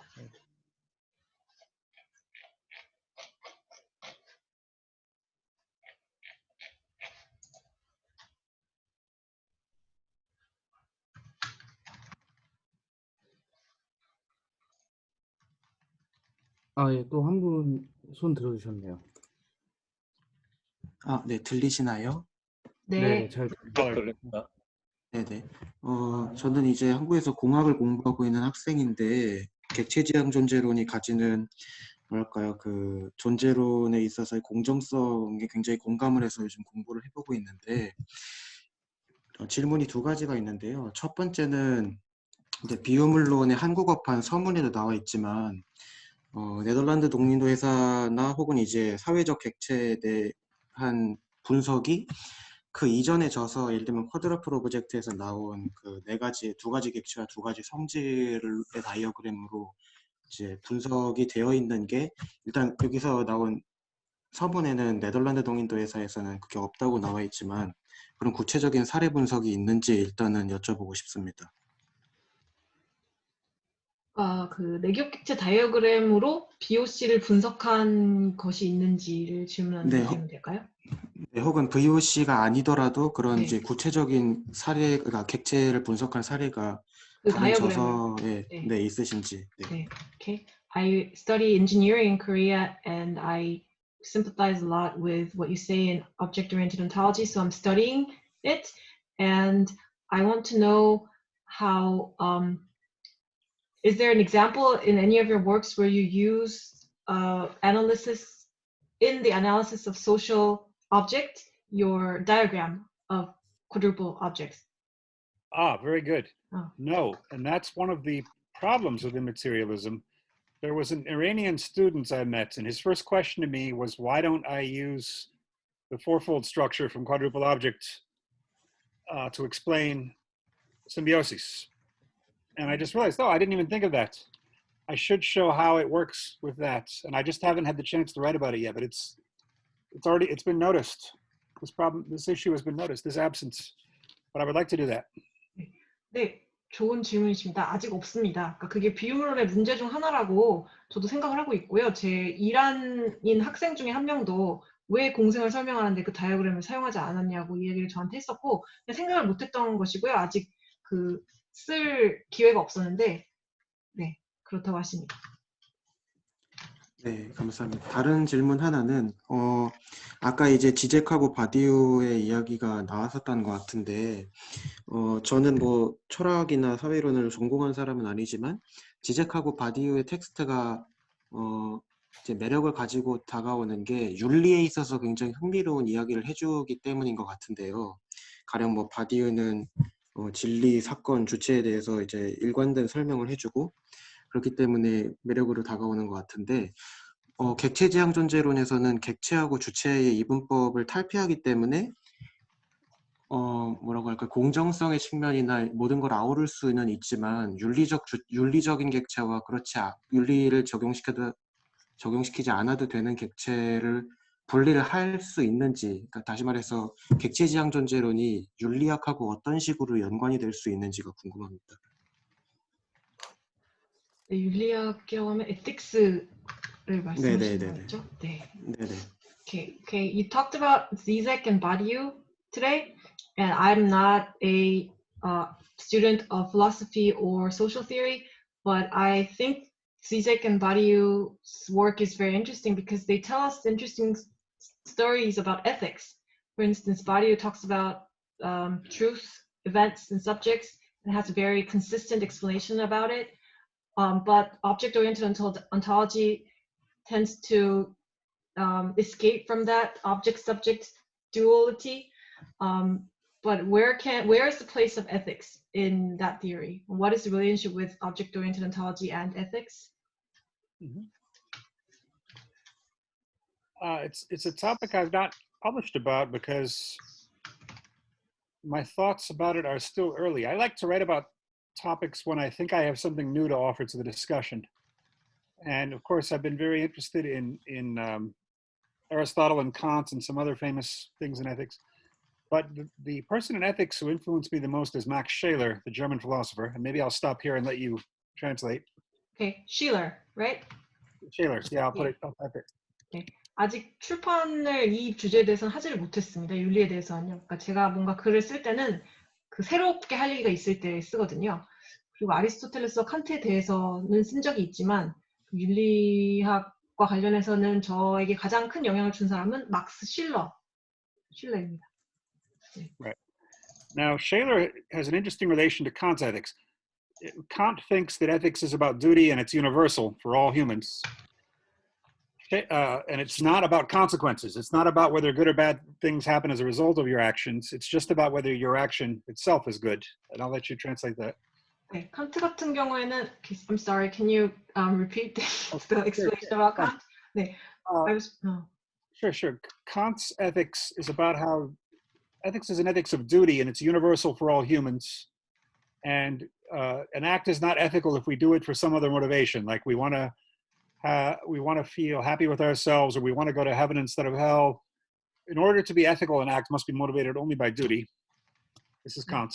칸트에게 윤리학은 의무 같은 것입니다. 그러니까 보편적이고, 그러니까 모든 인간에게 해당하는 것이고, 그러니까 어떤 다른 의도를 할 때, 예를 들어서 뭐 천국이 가고 싶어서, 지옥이 아니라 천국이 가고 싶어서 어떤 행위를 할 때, 그렇다면 그건 윤리적이지 않고 네, 어떤 의무와 관계되는 것입니다. And what Scheler says is that Kant is right that ethics is not about consequences, but he thinks it's wrong that ethics is universal and it's just about us. Scheler said, individual people and even whole nations can have their own ethical vocation. Each person might have their own ethical requirements. For example, I read Picasso's ex-wife wrote a book about him, and she talked about how Picasso never went to the movies. And that might sound kind of boring, but then if you're Picasso, you always have something to paint or you always have something to draw. And so in a way, Picasso has a heavier burden to use his talents. The rest of us can afford to go to the movies. Picasso has to stay home and paint. So, 네, 그러니까 쉘러인데요. 막스 쉘러라고 제가 채팅창에 올렸는데요. 그러니까 쉘러 같은 경우는 칸트가 그렇게 윤리가 결과와 관련된 게 아니라고 한 점에서 옳았지만 모든 인간에게 똑같이 보편적이라고 한 점에 대해서는 좀 아니라고 생각한다고 얘기했다고 합니다. 그러니까 모든 인간들이 각자에게 갖는 윤리적인 어떤 요구사항, 조건들은 각기 다를 수 있다는 겁니다. 그래서 이 이야기를 하셨어요. 피카소 전 부인이 이제 책을 쓴 게 있는데 거기서 피카소는 영화를 보러 가지 않았다고 해요. 그 사는 동안. 그 대신에 그림 그릴 게 굉장히 많았었죠. 그렇게 보면 피카소가 자기 삶에서 하는 것과 우리가 이제 영화를 보러 다니는 것과 이렇게 다른 차이가 발생하는 것이죠. and it seems to me that Badiou's theory of events has some of the same difficulties as Kant's ethics. 네, 저는 바디우의 사건 이론도 칸트의 윤리론이 갖는 동일한 어려움이 있다고 생각합니다. And so, for example, the only possible political event for him is a communist event. 그러니까 바디우에게 유일하게 가능한 정치적 사건은 공산주의적 사건입니다. 커뮤니스트적 사건입니다. And what this means is that for Badiou, there can be no real political surprise. 바디우에게는 실제로 진정한 정치적인 그러니까 깜짝 놀랄 만한 일 같은 것은 가능하지 않습니다. 급작스러운 어떤 정치적인 일 같은 건 가능하지 않습니다. He can be surprised in the sense that he wasn't expecting a revolution in Egypt, but he knew it would be a revolution. This is the only thing that interests him, is a revolution. Can you repeat that sentence? Oh, yeah. Yeah. Badiou might be surprised about where an event happens. For example, he probably didn't expect the revolution in Egypt, but he still always expects it to be a revolution. That's the only 네. political event he can. 오케이. 그러니까 바디우는 어디에서 혁명이 일어날 것인가. 그러니까 예를 들면 이집트에서 일어났네라는 점에 대해서는 놀랄 수 있지만 그 혁명이라는 건 일어나는 것이기 때문에 그 일어났다는 사실 자체에 대해서는 놀라지 않는다는 거죠. And this is actually one of the things Zizek criticizes him for. Zizek says Badiou does not take economics seriously enough. He thinks an event is just something that happens from nowhere without any prior conditions.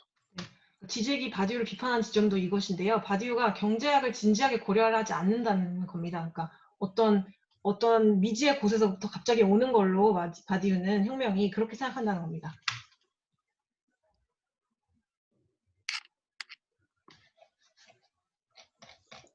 네, 그러면 질문을 하나만 더 드려도 될까요? 네. 네, 이거는 조금 다른 이야기일 수 있고 이제 이전 저서에 대한 이야기인데, 보면은 이제 쿼드러플 오브젝트에서는 허먼 선생님께서 이제 실제 객체의 감각 성질이 공간이고 감각 객체의 감각 성질이 시간이고 이런 이제 명칭을 사용을 하셨는데, 사실은 저는 이제 공학을 공부하는 사람이다 보니까 시공간에 대한 인식이 철학에서 보는 것과 좀 다른 것 같습니다. 그래서 가령 이제 뭐 아인슈타인의 상대론 같은 것이 이 실제 객체의 감각 성질과 감각 객체의 감각 성질이라는 공간과 시간의 정의와 어떻게 호환될 수 있는지, 현대 과학이 시공간을 바라보는 것과 어떻게 호환될 수 있는지가 좀 의문이 들었던 게 있는데, 이제 비유물론에 대한 내용은 아니지만 이 자리를 빌어서 한번 질문을 드리고 싶었습니다. 실제 객체 감각 성질. 네. I'd like to give one more question.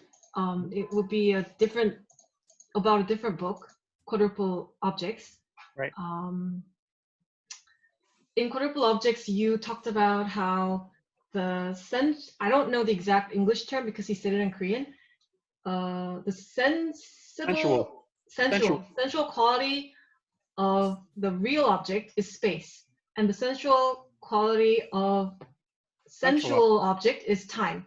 Right. And since I'm a student of engineering, I have a different perspective of time and space than philosophy. Like, for instance, how could Einstein's theory of relativity be compatible with this kind of definition of time and space? How can a theory of time and space in contemporary science be compatible with your thinking of time and space. I've not worked out the details on that, but I would point out that Einstein's relativity was, at least in part, prepared for by Leibniz's philosophy, which treated time and space as relations. You can start with that. Okay. 아직 그 문제에 대해서 세부상을 제가 이제 써보지는 못했는데 일단 시작하는 말씀으로서는 아인슈타인의 상대론이 라이프니츠의 이론에서 from Leibniz's what theory? Theory of time and space is relational. 네, 라이프니츠가 시간과 공간을 이렇게 관계적으로 본 것에서 아인슈타인이 상대론을 가져온 것으로 알고 있습니다. And a lot of physicists today, such as Lee Smolin in Canada, are interested in Leibniz's philosophy again. 물리학자 스몰리넥 같은 캐나다의 그 분처럼 이제 현대의 많은 물리학자들 같은 경우도 그 라이프니츠의 그 이론에 관심이 있는 걸로 알고 있습니다. Whereas the triple O theory in quadruple object is that time and space are both relational and non-relational. It's the tension between relation and non-relation. 그러니까 세각객체에서 제가 말했던 건 시공간이 관계적이기도 하고 비관계적이기도 하고 관계적인 것과 비관계적인 것 사이의 긴장이라고 제가 얘기를 한 바 있습니다. So the theory is that there's a loose tie between the object and its relations, and that's what time and space come from, the looseness of the relation between an object and its qualities. Loose time between time and space and loose tie between the objects. Objects and their own qualities. Objects and their qualities. 네, 그러니까 이론에서 말을 했던 거는 그 시간과 공간 사이에 어떤 느슨한 연결이 있고 그 다음에 객체와 그 성질들 간에도 느슨한 연결이 있다라는 얘기를 했었습니다. And that connects with a theory from sociology, interestingly. I'm going to put this title here. It's called The Strength of Weak Ties by Mark Granovetter. He's an American sociologist. This is from the early 1970s. And his theory is that actually our weak ties with people are in some ways stronger than our strong ties. And here's his theory. His theory is we have close friends and family members. We're very close to them. And they provide emotional support. We can rely on them in a disaster. They're always there for us. But most of our opportunities in life come from weak ties. So here's an example. All of my family, I'm very close to them, but none of them live in Korea. So how can I get a chance to lecture in Korea? It's only through you, who I know a little bit, not so strongly, that I get an interesting opportunity to do something I've never done before. And he's saying that most of the job opportunities don't usually come from close friends or family members. It's from somebody you know a little bit. And so he says society is mostly about the weak ties you have with people. 오케이. 그 제가 말씀드렸던 그 느슨한 연결 이론이 사실은 사회 이론하고 이렇게 연결이 됩니다. 사회학 이론하고요. 그 제가 여기 채팅에 비공개로 올리셔가지고 잠시만요. 모든 분들께 올려드리면은 마크 그라노베터라는 사회학자, 미국 사회학자가 그 취약한 연결의 힘이라는 논문인 것 같은데요. 거기 이제 1970년대 초기에 쓴 글인데요. 여기에서 어떤 주장을 하냐면 사실 이렇게 취약한 연결들이 그 강한 연결보다 훨씬 더 강한 힘을 가진다는 겁니다. 예를 들어서 우리가 가까운 친구들이 있고 가족들이 있고 이제 뭐 어떤 재앙이 일어났을 때 정서적인 지원을 해주고 항상 의지할 수 있고 그렇지만은 우리가 어떤 기회를 새롭게 갖게 되는 것들은 다 약한 연결들을 통해서라는 겁니다. 그러니까 지금 오늘 제가 여기 한국에서 강연을 하고 있는 것만 보더라도 제가 제 가족들과 굉장히 가깝지만 여기 이렇게 한국에서의 강연 기회를 갖게 된 거는 가족들로 인해서 그런 게 아니라 제가 사실 많은 것을 알지 못하는 여러분들 덕분이지 않습니까? 그러니까 이런 경우를 보면은 대부분의 어떤 새로운 기회, 특히 직업과 관련된 기회들은 대부분의 경우 가족이 아니라 약한 연결을 통해서 온다라는 주장을 하고 있습니다. A lot of times I think philosophers are afraid of scientists and they don't want to say anything that might sound stupid. And so they just simply comment on what scientists say about nature.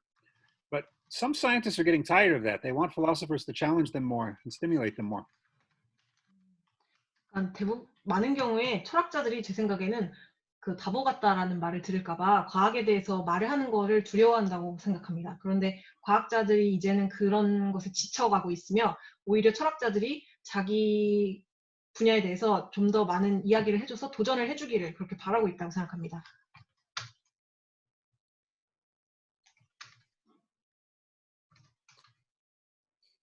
네, 감사합니다. 네, thank you.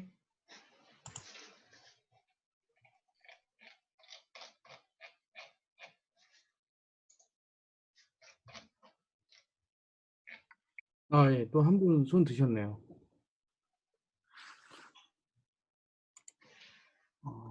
There's- 저부터 말하면 될까요? 혹시 두 분 또 다른 분 드신 것 같아서. 아, 예, 그렇게 하시죠. 일단 질문이 두 개인데요.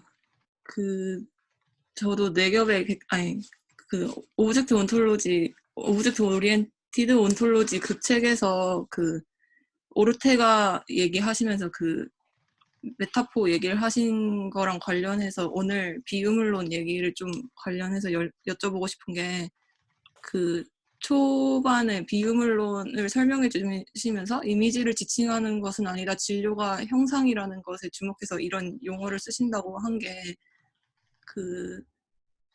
다른 예술 작품의 어떤 그런 방식들과 연계돼서 염두에 두고 쓰시고 있는 부분이 있는지 혹시 전작에 저서도 관련해서 그거 하나 여쭤보고 싶고 왜냐면은 팬텀이라고 하는 경우들 있잖아요. 예술에서 이미지를 얘기를 할 때 그 부분과 관련해서 이미지랑 그 형상에 대해서 좀 더 얘기를 들을 수 있으면 좋을 것 같아서 여쭤보고 오늘 이렇게 설명해 주신 것처럼 어떤 예술 작품이 조직되는 그런 질서에 관련해서도 설명해 주실 수 있는지 그렇게 두 개를 여쭤보고 싶어요.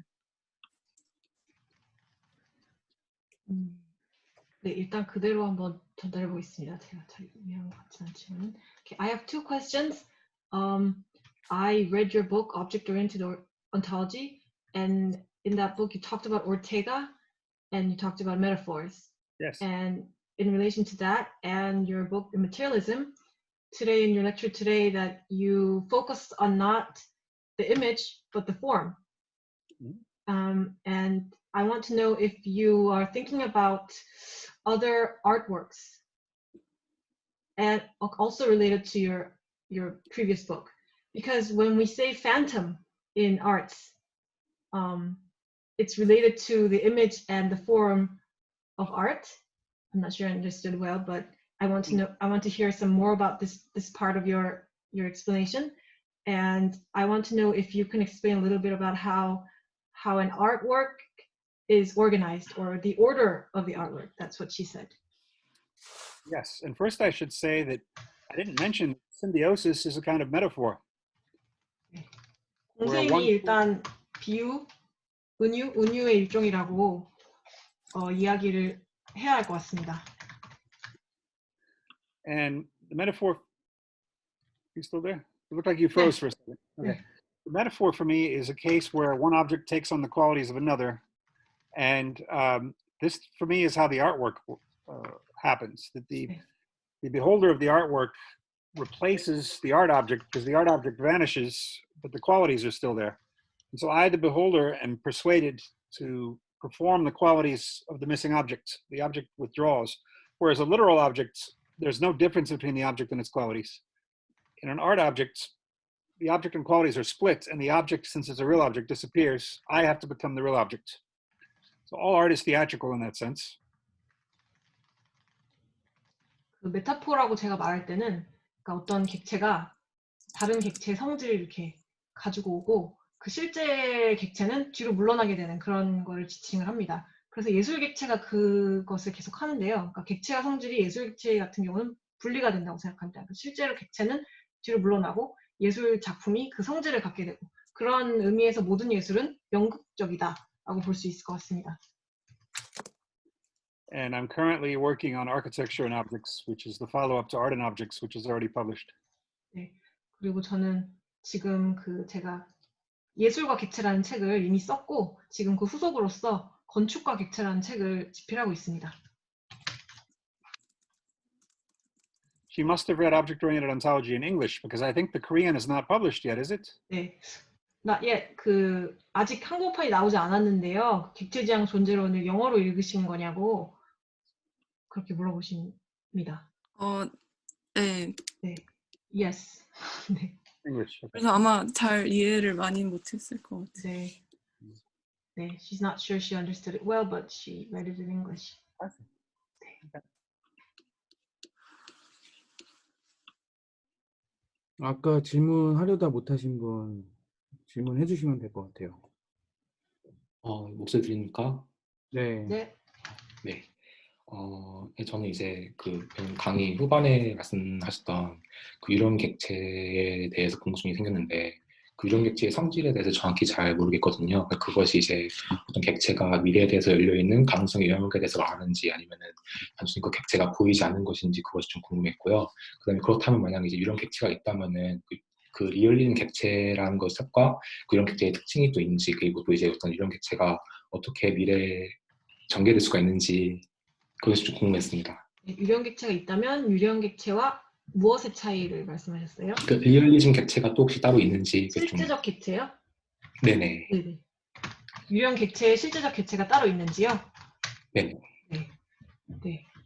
I want to ask you about the ghost object that you talked about at the end of your lecture, because I'm not very sure about its qualities. Is the ghost object an object that is open to the future, has many possibilities, and is it invisible?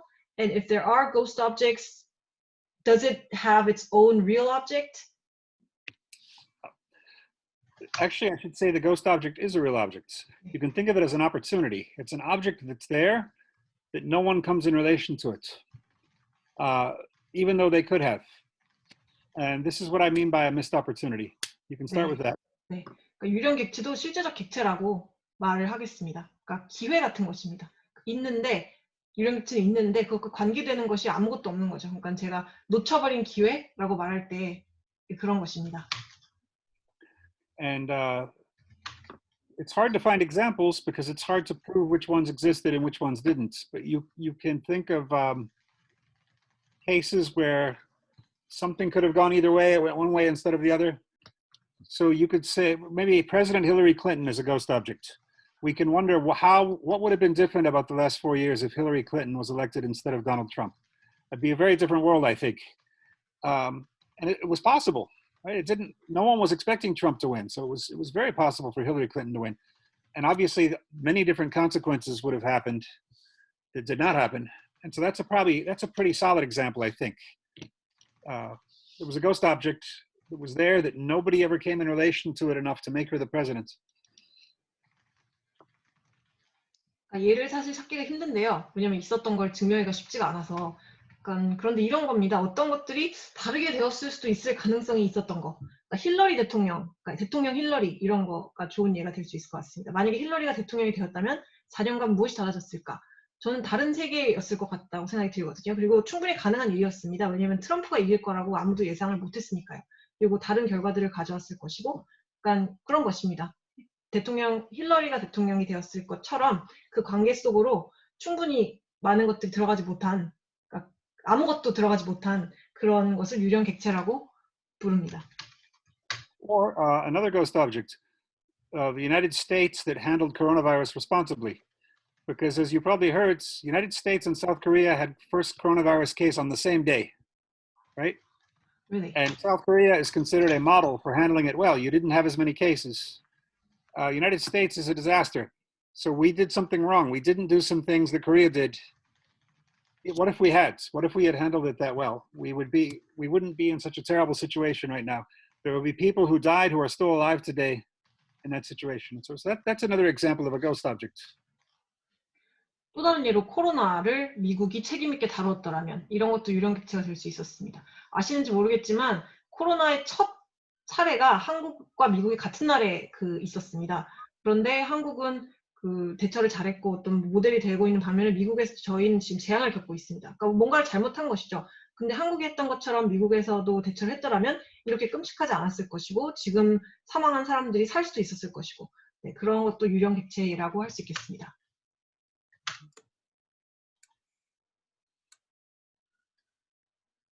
감사합니다. Thank you.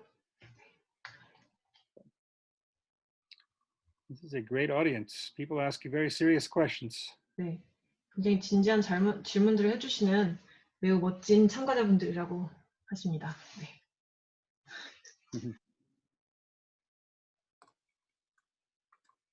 아, CK 건님은 질문했다가 어떻게 취소를 하신 건가요? 어느 분이시지요?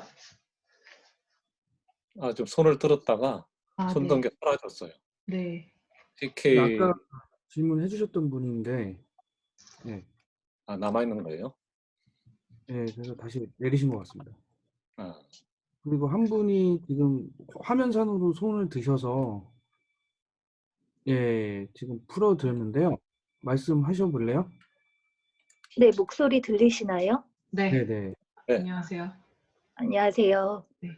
근데 제가 오늘 강연 시간을 조금 늦게 들어와서 혹시 얘기가 된 것일지 조금 우려되긴 하는데요.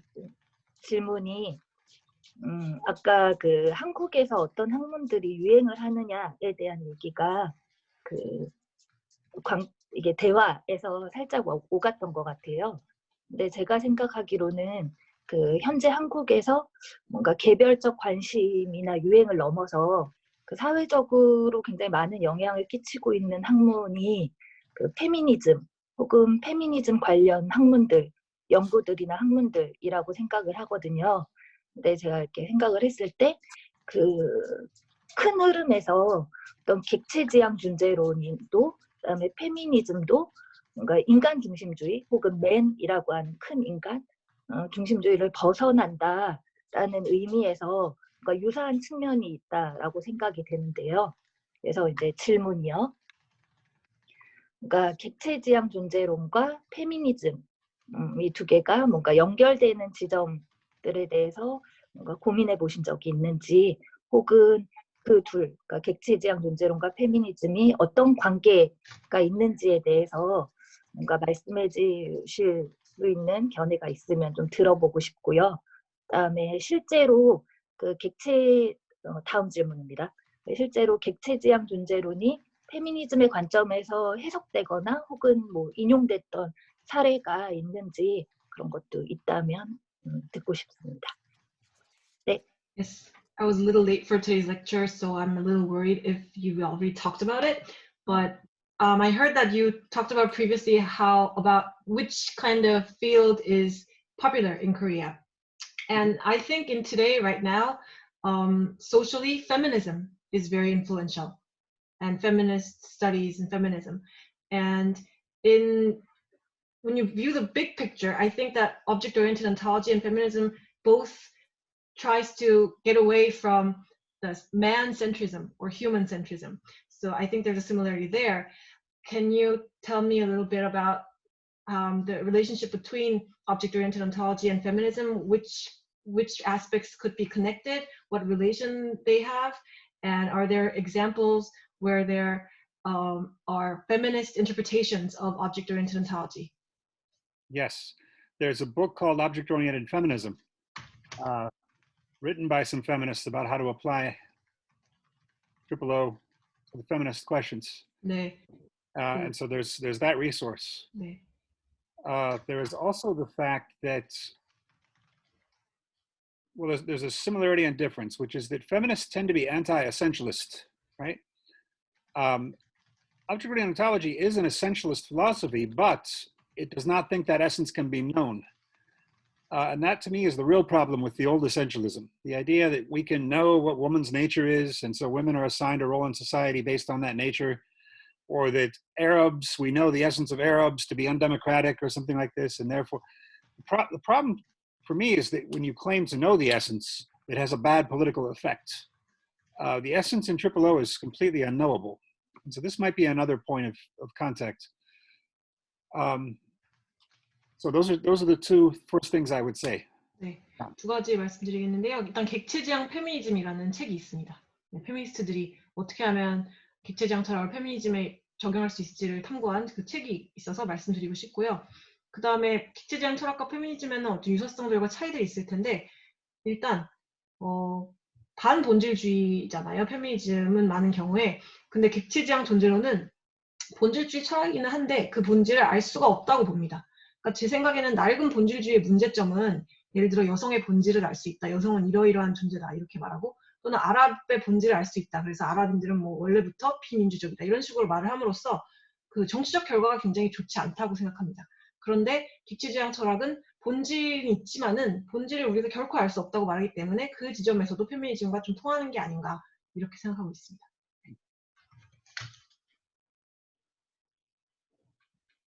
저도 질문을 하나 하고 싶은데요.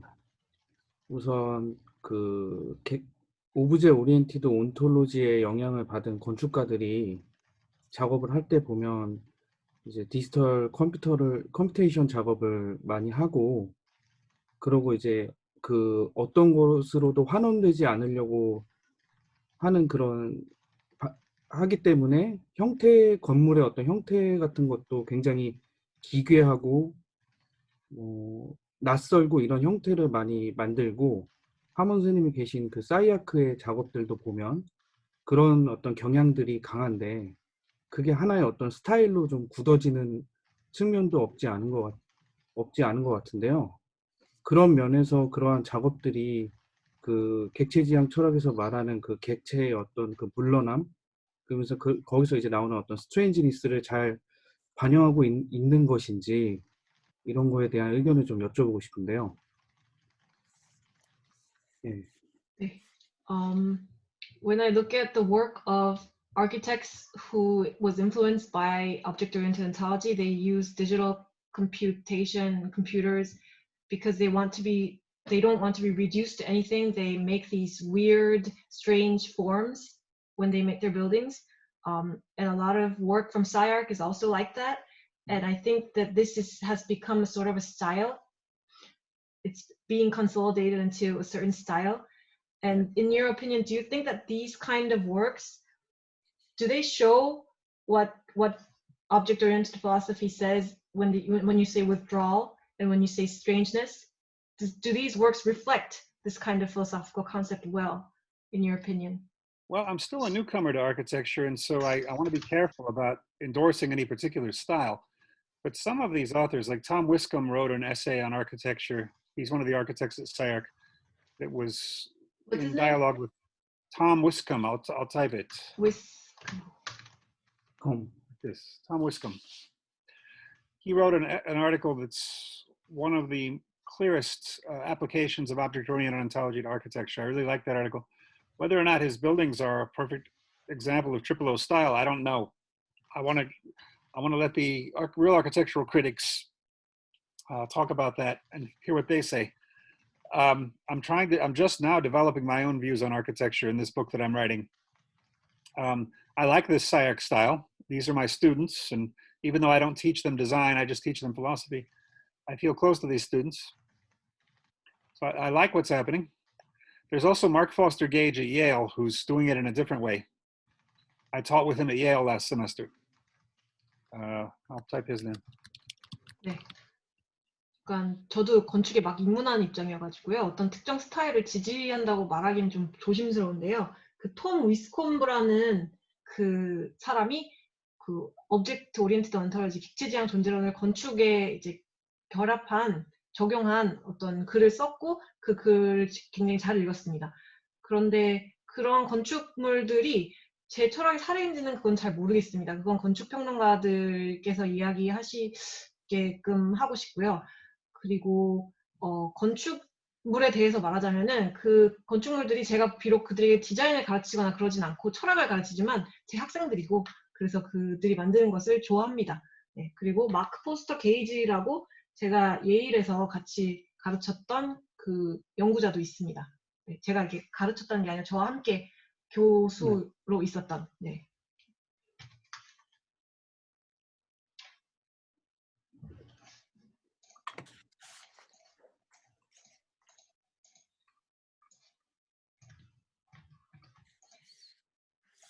막간을 이용해서 그 아까 예술과 객체의 그 관련성에 대해 질문해 주신 분이 계셨는데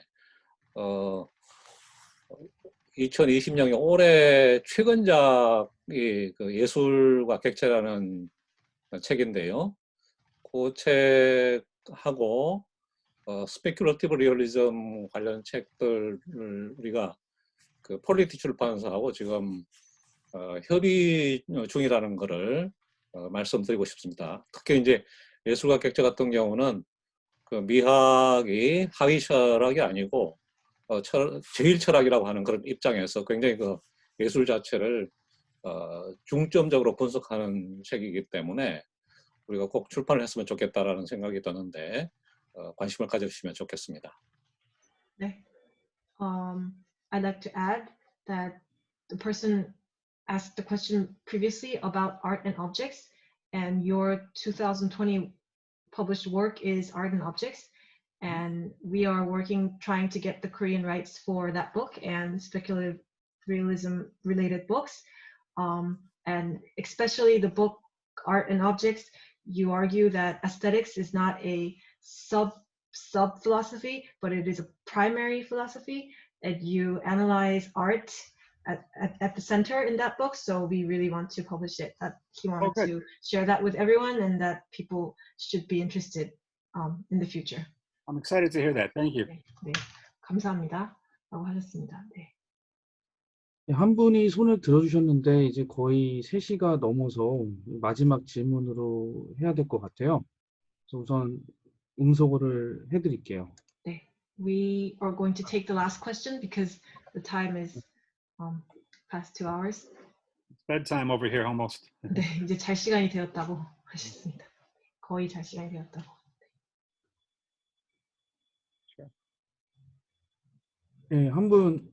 네, 저는 질문 드리고 싶은 게 철학과 예술의 관계에 대해서 어떻게 생각하시는지랑 그리고 예술에서 어떤 주의를 가장 중요하다 아니면 관심 있어 하는지 그걸 좀 여쭤보고 싶네요. 주의라는 건 어떤 걸까요? 그러니까 조류나 어떤 뭐 미니멀리즘이 될 수도 있고 네. 익스프레셔니즘이 될 수도 있고 어떤 주의의 예술이 가장 중요하게 생각하시는지. 네. 네. I want to ask you what is the relation between philosophy and art in your opinion, and in the art field which tendency do you think is the most important? And I asked him what tendency meant, and he said, for example, minimalism or abstractionism, that sort of thing. Philosophy and art are similar for me in that both are not kinds of knowledge. Maybe you should start with that. 네, 철학과 예술은 제 생각에는 지식의 그 일종이 아니라는 점에서 유사하다고 생각하고 있습니다. Knowledge is about reducing a thing downward to its pieces, which is undermining, or reducing it upward to its effects, which is overmining. 네, 지식은 그 아래 구성 요소들로 환원하는 아래로 환원하기, 또는 그 상위 것들로 환원하는 위로 환원하기가 지식이 하는 방식입니다. That's important. We need knowledge to survive. But when you do that, you're missing something in between. It's more than its pieces and less than its effects. 네. 그러니까 지식이 중요하지 않다는 게 아닙니다. 지식이 중요하고 우리가 생존해 나가기 위해서도 중요합니다. 그렇지만 어떤 것은 그것의 구성 요소들보다 그리고 그것의 효과들보다 그 이상의 무언가가 있습니다. And philosophy and art both are trying to point to that third thing in between the two extremes. 그리고 철학과 예술은 둘 다 그쪽을 향하고 있습니다. 그 두 가지, 그러니까 구성 요소와 그 효과 사이에 있는 그 제3의 것을 가리키는 것이 바로 철학과 예술이라고 생각합니다. And as far as which tendency is the most important, I think there have been great works in all of these tendencies. 어떤 그 주의가 가장 중요하냐고 물어보신 점에 대해서는 그 많은 중요한 작업들이 여러 경향들에서 일어났다고 생각합니다. I think probably right now in contemporary art, we've stayed a little too long with this sort of art influenced by Marcel Duchamp. Duchamp. Yeah, 네. we're too much under Duchamp's influence for too long. 네. 제 생각엔 지금 아마도 현대 예술에서는 우리가 마르셀 듀샹의 영향력 아래 너무 오랜 기간 머물러 있지 않았나 이렇게 생각하고 있습니다. Duchamp put a urinal in an art gallery and called it an artwork. 네, 그 미술관에 변기를 이렇게 설치해서 예술 작품이라고 한 바 있지요. And it was only in the 1960s that Duchamp became the biggest hero, bigger than Picasso. 네, 그리고 1960년대에 이르러서야 듀샹이 피카소보다 예술계에서 그 위대한 영웅이 되었습니다. And today, when you go to an art gallery, you don't expect to see something beautiful. You expect to see something funny. You expect to laugh.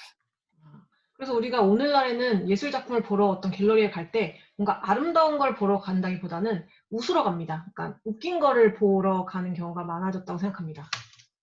Zizek said something funny. He said it used to be science talked about reality and art talked about beauty. 네, 지적이 이렇게 재밌는 얘기를 했는데요. 예전에는 과학이 현실에 대해서 얘기를 하고 and science talked about reality and Art talked about beauty. 예술이 아름다움에 대해서, 미에 대해서 얘기를 했다면 But now it's reversed. Only scientists talk about beauty now. The beauty of the universe or the elegance of DNA structure. 네, 지금은 이제 그 뒤바뀌었다라고 지적이 얘기했습니다. 과학만 오늘날에는 미에 대해서 얘기를 한다는 겁니다. 뭐 우주의 아름다움이라든지 그 DNA 나선형 구조의 아름다움이라든지 이런 걸 과학에서만 얘기한다는 겁니다. And art talks about brute reality. So Damien Hirst in England puts a big piece of rotting meat and flies come and they're electrocuted. This is art now. 그 예술은 이렇게 날것의 현실을 오히려 얘기를 한다는 겁니다. 데미안 허스트라는 독일의 작가는 썩어가지고 파리가 막 날아드는 고기 덩어리를 전시를 한다든지 이런 것을 보면 알 수 있습니다. So I would like to see an art of beauty again. 그래서 저는 미와 관련된 예술, 미의 예술을 다시 보고 싶습니다.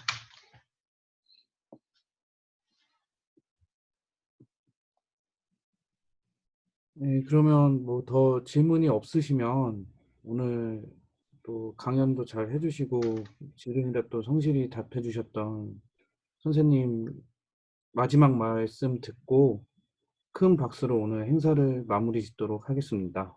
네. 네. Okay, so if there are no further questions, we'd like to get your last words. Thank you for your lecture and all the answers. And we will get your last words and give a big clap and end today's session. Thank you. It was wonderful that you all attended and I loved your questions. Thank you very much. I hope to see you again in the future for another book in Korean. 오늘 와주셔서 너무너무 감사했고요. 그 질문들도 너무 좋았습니다. 그리고 다음에 한국에서 또 다른 책이 나왔을 때 다시 한번 만나 뵐 수 있기를 바랍니다. Korean is catching up with Russian for my most translated language. Russian is still in first, but you're catching up.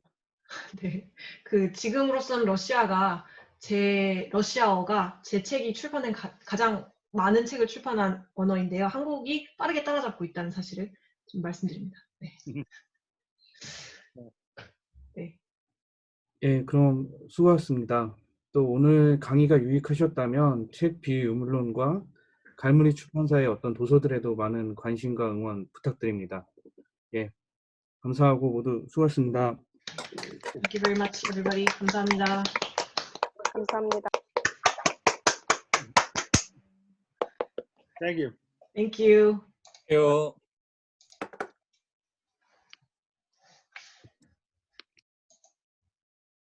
안녕히 가세요. 수고하셨습니다. 수고하셨습니다. 수고하셨습니다.